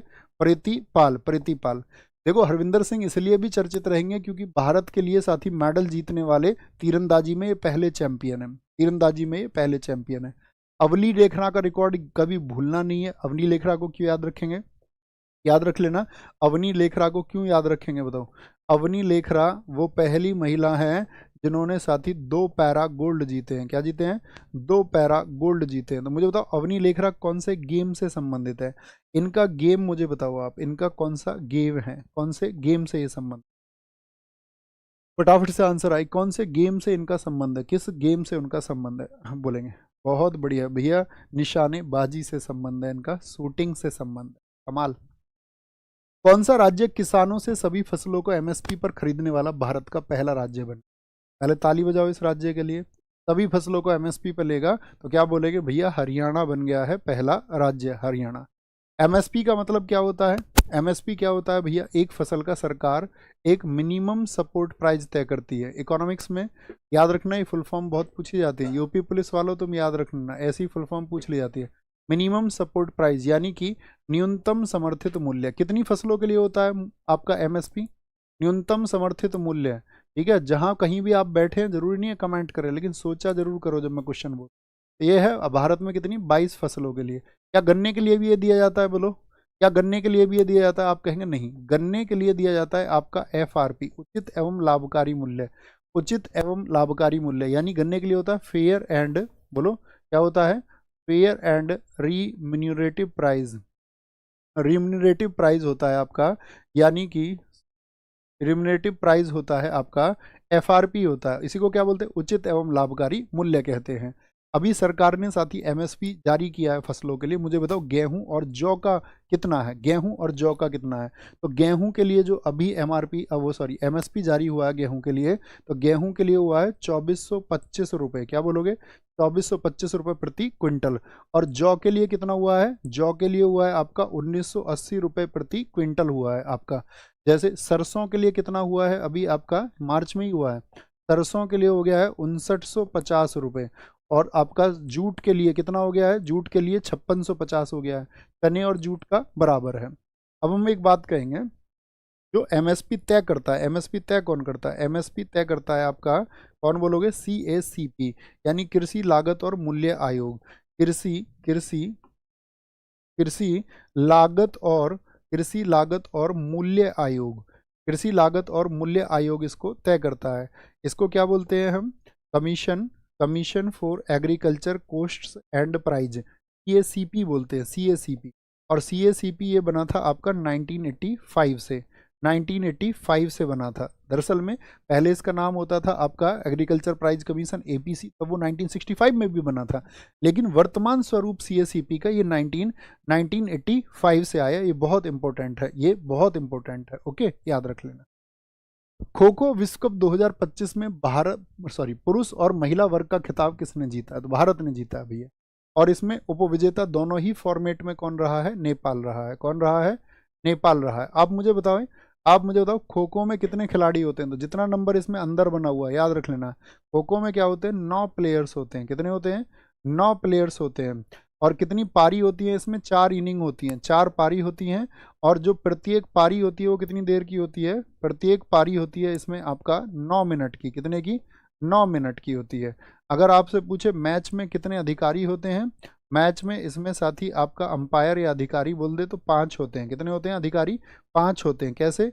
एक तो होता है इसमें रेफरी, एक तो रेफरी होता है, 2 होते हैं इसमें अंपायर। क्या होते हैं? 2 अंपायर होते हैं। एक इसमें होता है जो स्कोर को ध्यान रखता है, स्कोरर। और एक होता है इसमें टाइम कीपर। क्या होता है? टाइम कीपर होता है। मुझे बताओ, यहाँ क्वेश्चन पूछा जाएगा, जैसे 9 प्लेयर मैंने बताए, तो एक्स्ट्रा खिलाड़ी कितने हो सकते हैं इसमें? तो एक्स्ट्रा प्लेयर जो हो सकते हैं इसमें 3 हो सकते हैं। कितने हो सकते हैं? एक्स्ट्रा प्लेयर इसमें 3 हो सकते हैं। ये बात याद रख लेना, एक्स्ट्रा प्लेयर इसमें 3 हो सकते हैं। अच्छा मुझे बताओ, जो साथी इस बार कैप मिली है इसमें, इन पुरुष और महिला खो खो विश्व कप में जो कैप मिली है, ये पुरुषों में किसको मिली है और फीमेल में किसको मिली है? तो कैप जो मेल कैटेगरी में मिली है वो मिली है प्रतीक को। किसको? प्रतीक को मिली है। और फीमेल में जो मिली है वो प्रियंका इंगले को मिली है। किसको? ये प्रियंका इंगले को मिली है, इंगले को। ठीक है, ये आपको याद रखना है। क्यों इंपॉर्टेंट है? क्योंकि खो खो विश्व कप 2025 जो हुआ है ये साथी पहला संस्करण है, ये फर्स्ट एडिशन है, पहली बार हुए हैं। तो इसीलिए एग्जाम में क्वेश्चन आना किसी भी फॉर्मेट में लाजमी है। कहाँ पर हुए साथी? ये हुए इंदिरा गांधी स्टेडियम में। और इंदिरा गांधी स्टेडियम कहाँ पर? आपका नई दिल्ली में ये आयोजित हुए, नई दिल्ली में। इस बार इनका मैस्कॉट क्या रखा गया था? मैस्कॉट शुभंकर क्या था इनका? तो इनका शुभंकर है तारा और तेजस। क्या? तारा और तेजस इनका शुभंकर रहा है। इंदिरा गांधी स्टेडियम नई दिल्ली में ये कब से कब तक हुए थे? 13 से 19 जनवरी में हुए, इसी साल 2025 में। तो कभी कभी मंथ पूछ लेता रिसेंट के एंड का, आपका करंट सेगमेंट में आपसे पूछ सकता है, ये बात याद रखें। तो खिलाड़ियों की संख्या, आज हम आपको एक होमवर्क देते हैं, एक छोटा सा टॉपिक रिसर्च करने के लिए, अपनी 5-6 लाइन छोड़ना। आज आपका होमवर्क ये है, सभी खेल में खिलाड़ी आप लिखेंगे अपनी कॉपी पर। खिलाड़ी कितने होते हैं किस खेल में? ओके, खिलाड़ी खेल में आपको देखना है एक बार फिर हम तो बता ही देंगे आपको, बास्केटबॉल में 5 होते हैं, वॉलीबॉल में 6 होते हैं। आपका आपका फिर क्या बोलेंगे, इसके बाद में आता है सबसे अच्छा चक्कर जो आता है, कौन सा आता है फिर इसके बाद में बेसबॉल हो जाएगा। ना हॉकी क्रिकेट का आपका फुटबॉल कितना होता है, 11-11 होता है। फुटसल में 5 होते हैं, रग्बी में 15 होते हैं, आपका पोलो में 4 होते हैं, नेट बॉल, कबड्डी और वाटर पोलो इन सब में 7-7 होते हैं। तो एक बार आपको देखना, ओके। यहाँ पर आएंगे तो यहाँ पर है आपका कबड्डी विश्व कप 2025 कहाँ पर हुआ और पुरुष व महिला वर्ग का खिताब किस देश ने जीता। ये कबड्डी का है, ये भी दूसरा होमवर्क हो गया आपका। ये दोनों टॉपिक्स को आपको देखना है। और प्यारे दोस्त, बस एक बात कहूंगा, दम लगा करके रिवीजन और इन चीज़ों को फिंगर टिप्स रखना। आप उस श्रेणी में जो प्रतियोगी परीक्षाओं की तैयारी करने वाली बच्चों की श्रेणी है, आप बहुत आगे होंगे उसमें। आप घिसे पिटे कंटेंट को नहीं, आप एकदम से न्यू और रिवाइव कंटेंट को पढ़ रहे हैं और ये धमाल मचाएगा, ठीक है। और बाकी तो आप जानते ही हो, और कुछ पंक्तियों के द्वारा बता देते हैं। ये जो लोग मेरे अल्फाजों से मेरे अंदर झांकना चाहते हैं, आप बोलना, जो लोग तुम्हारी गहराई को नहीं समझते, जो लोग तुम्हें नहीं समझते, तो तुम मतलब पूरी दुनिया को सेटिस्फाई करने के चक्कर में कभी मत लगना। तुमको लगे कि तुम पूरी दुनिया को सेटिस्फाई कर दोगे, नहीं, ऐसा हो ही नहीं सकता। इंसानों ने भगवान के अंदर भी कमियां देखी हैं। इंसान प्रकृति को क्वेश्चन मार्क लगा देता, इंसान आपका यूनिवर्स पर क्वेश्चन मार्क लगा देता, इंसान टाइम मैनेजमेंट, आपका इंसान हर चीज़ पर क्वेश्चन मार्क लगा सकता है। तुमसे कोई कुछ कहे तो तुम ये कहना, ये जो लोग मेरे अल्फाजों से मेरे अंदर झांकना चाहते हैं, ये जो लोग मेरे अल्फाजों से मेरे अंदर झांकना चाहते हैं, बड़े नादान हैं, बड़े नादान हैं, किनारे पर बैठकर समुंदर देखना चाहते हैं। तो ख्याल रखिए अपना बहुत सारा। बाय बाय, टेक केयर, जय हिंद, जय भारत। मिलते हैं साथी कल, और कल के बाद में आपके पास रहेंगे सैटरडे संडे। कूल एंड काम होकर रिवीजन किया करो, अपने टॉपिक्स को बांटो, अपना टाइम मैनेजमेंट खुद बनाओ। सारे साथियों से मेरा रिक्वेस्ट है, अपना टाइम मैनेजमेंट बनाओ।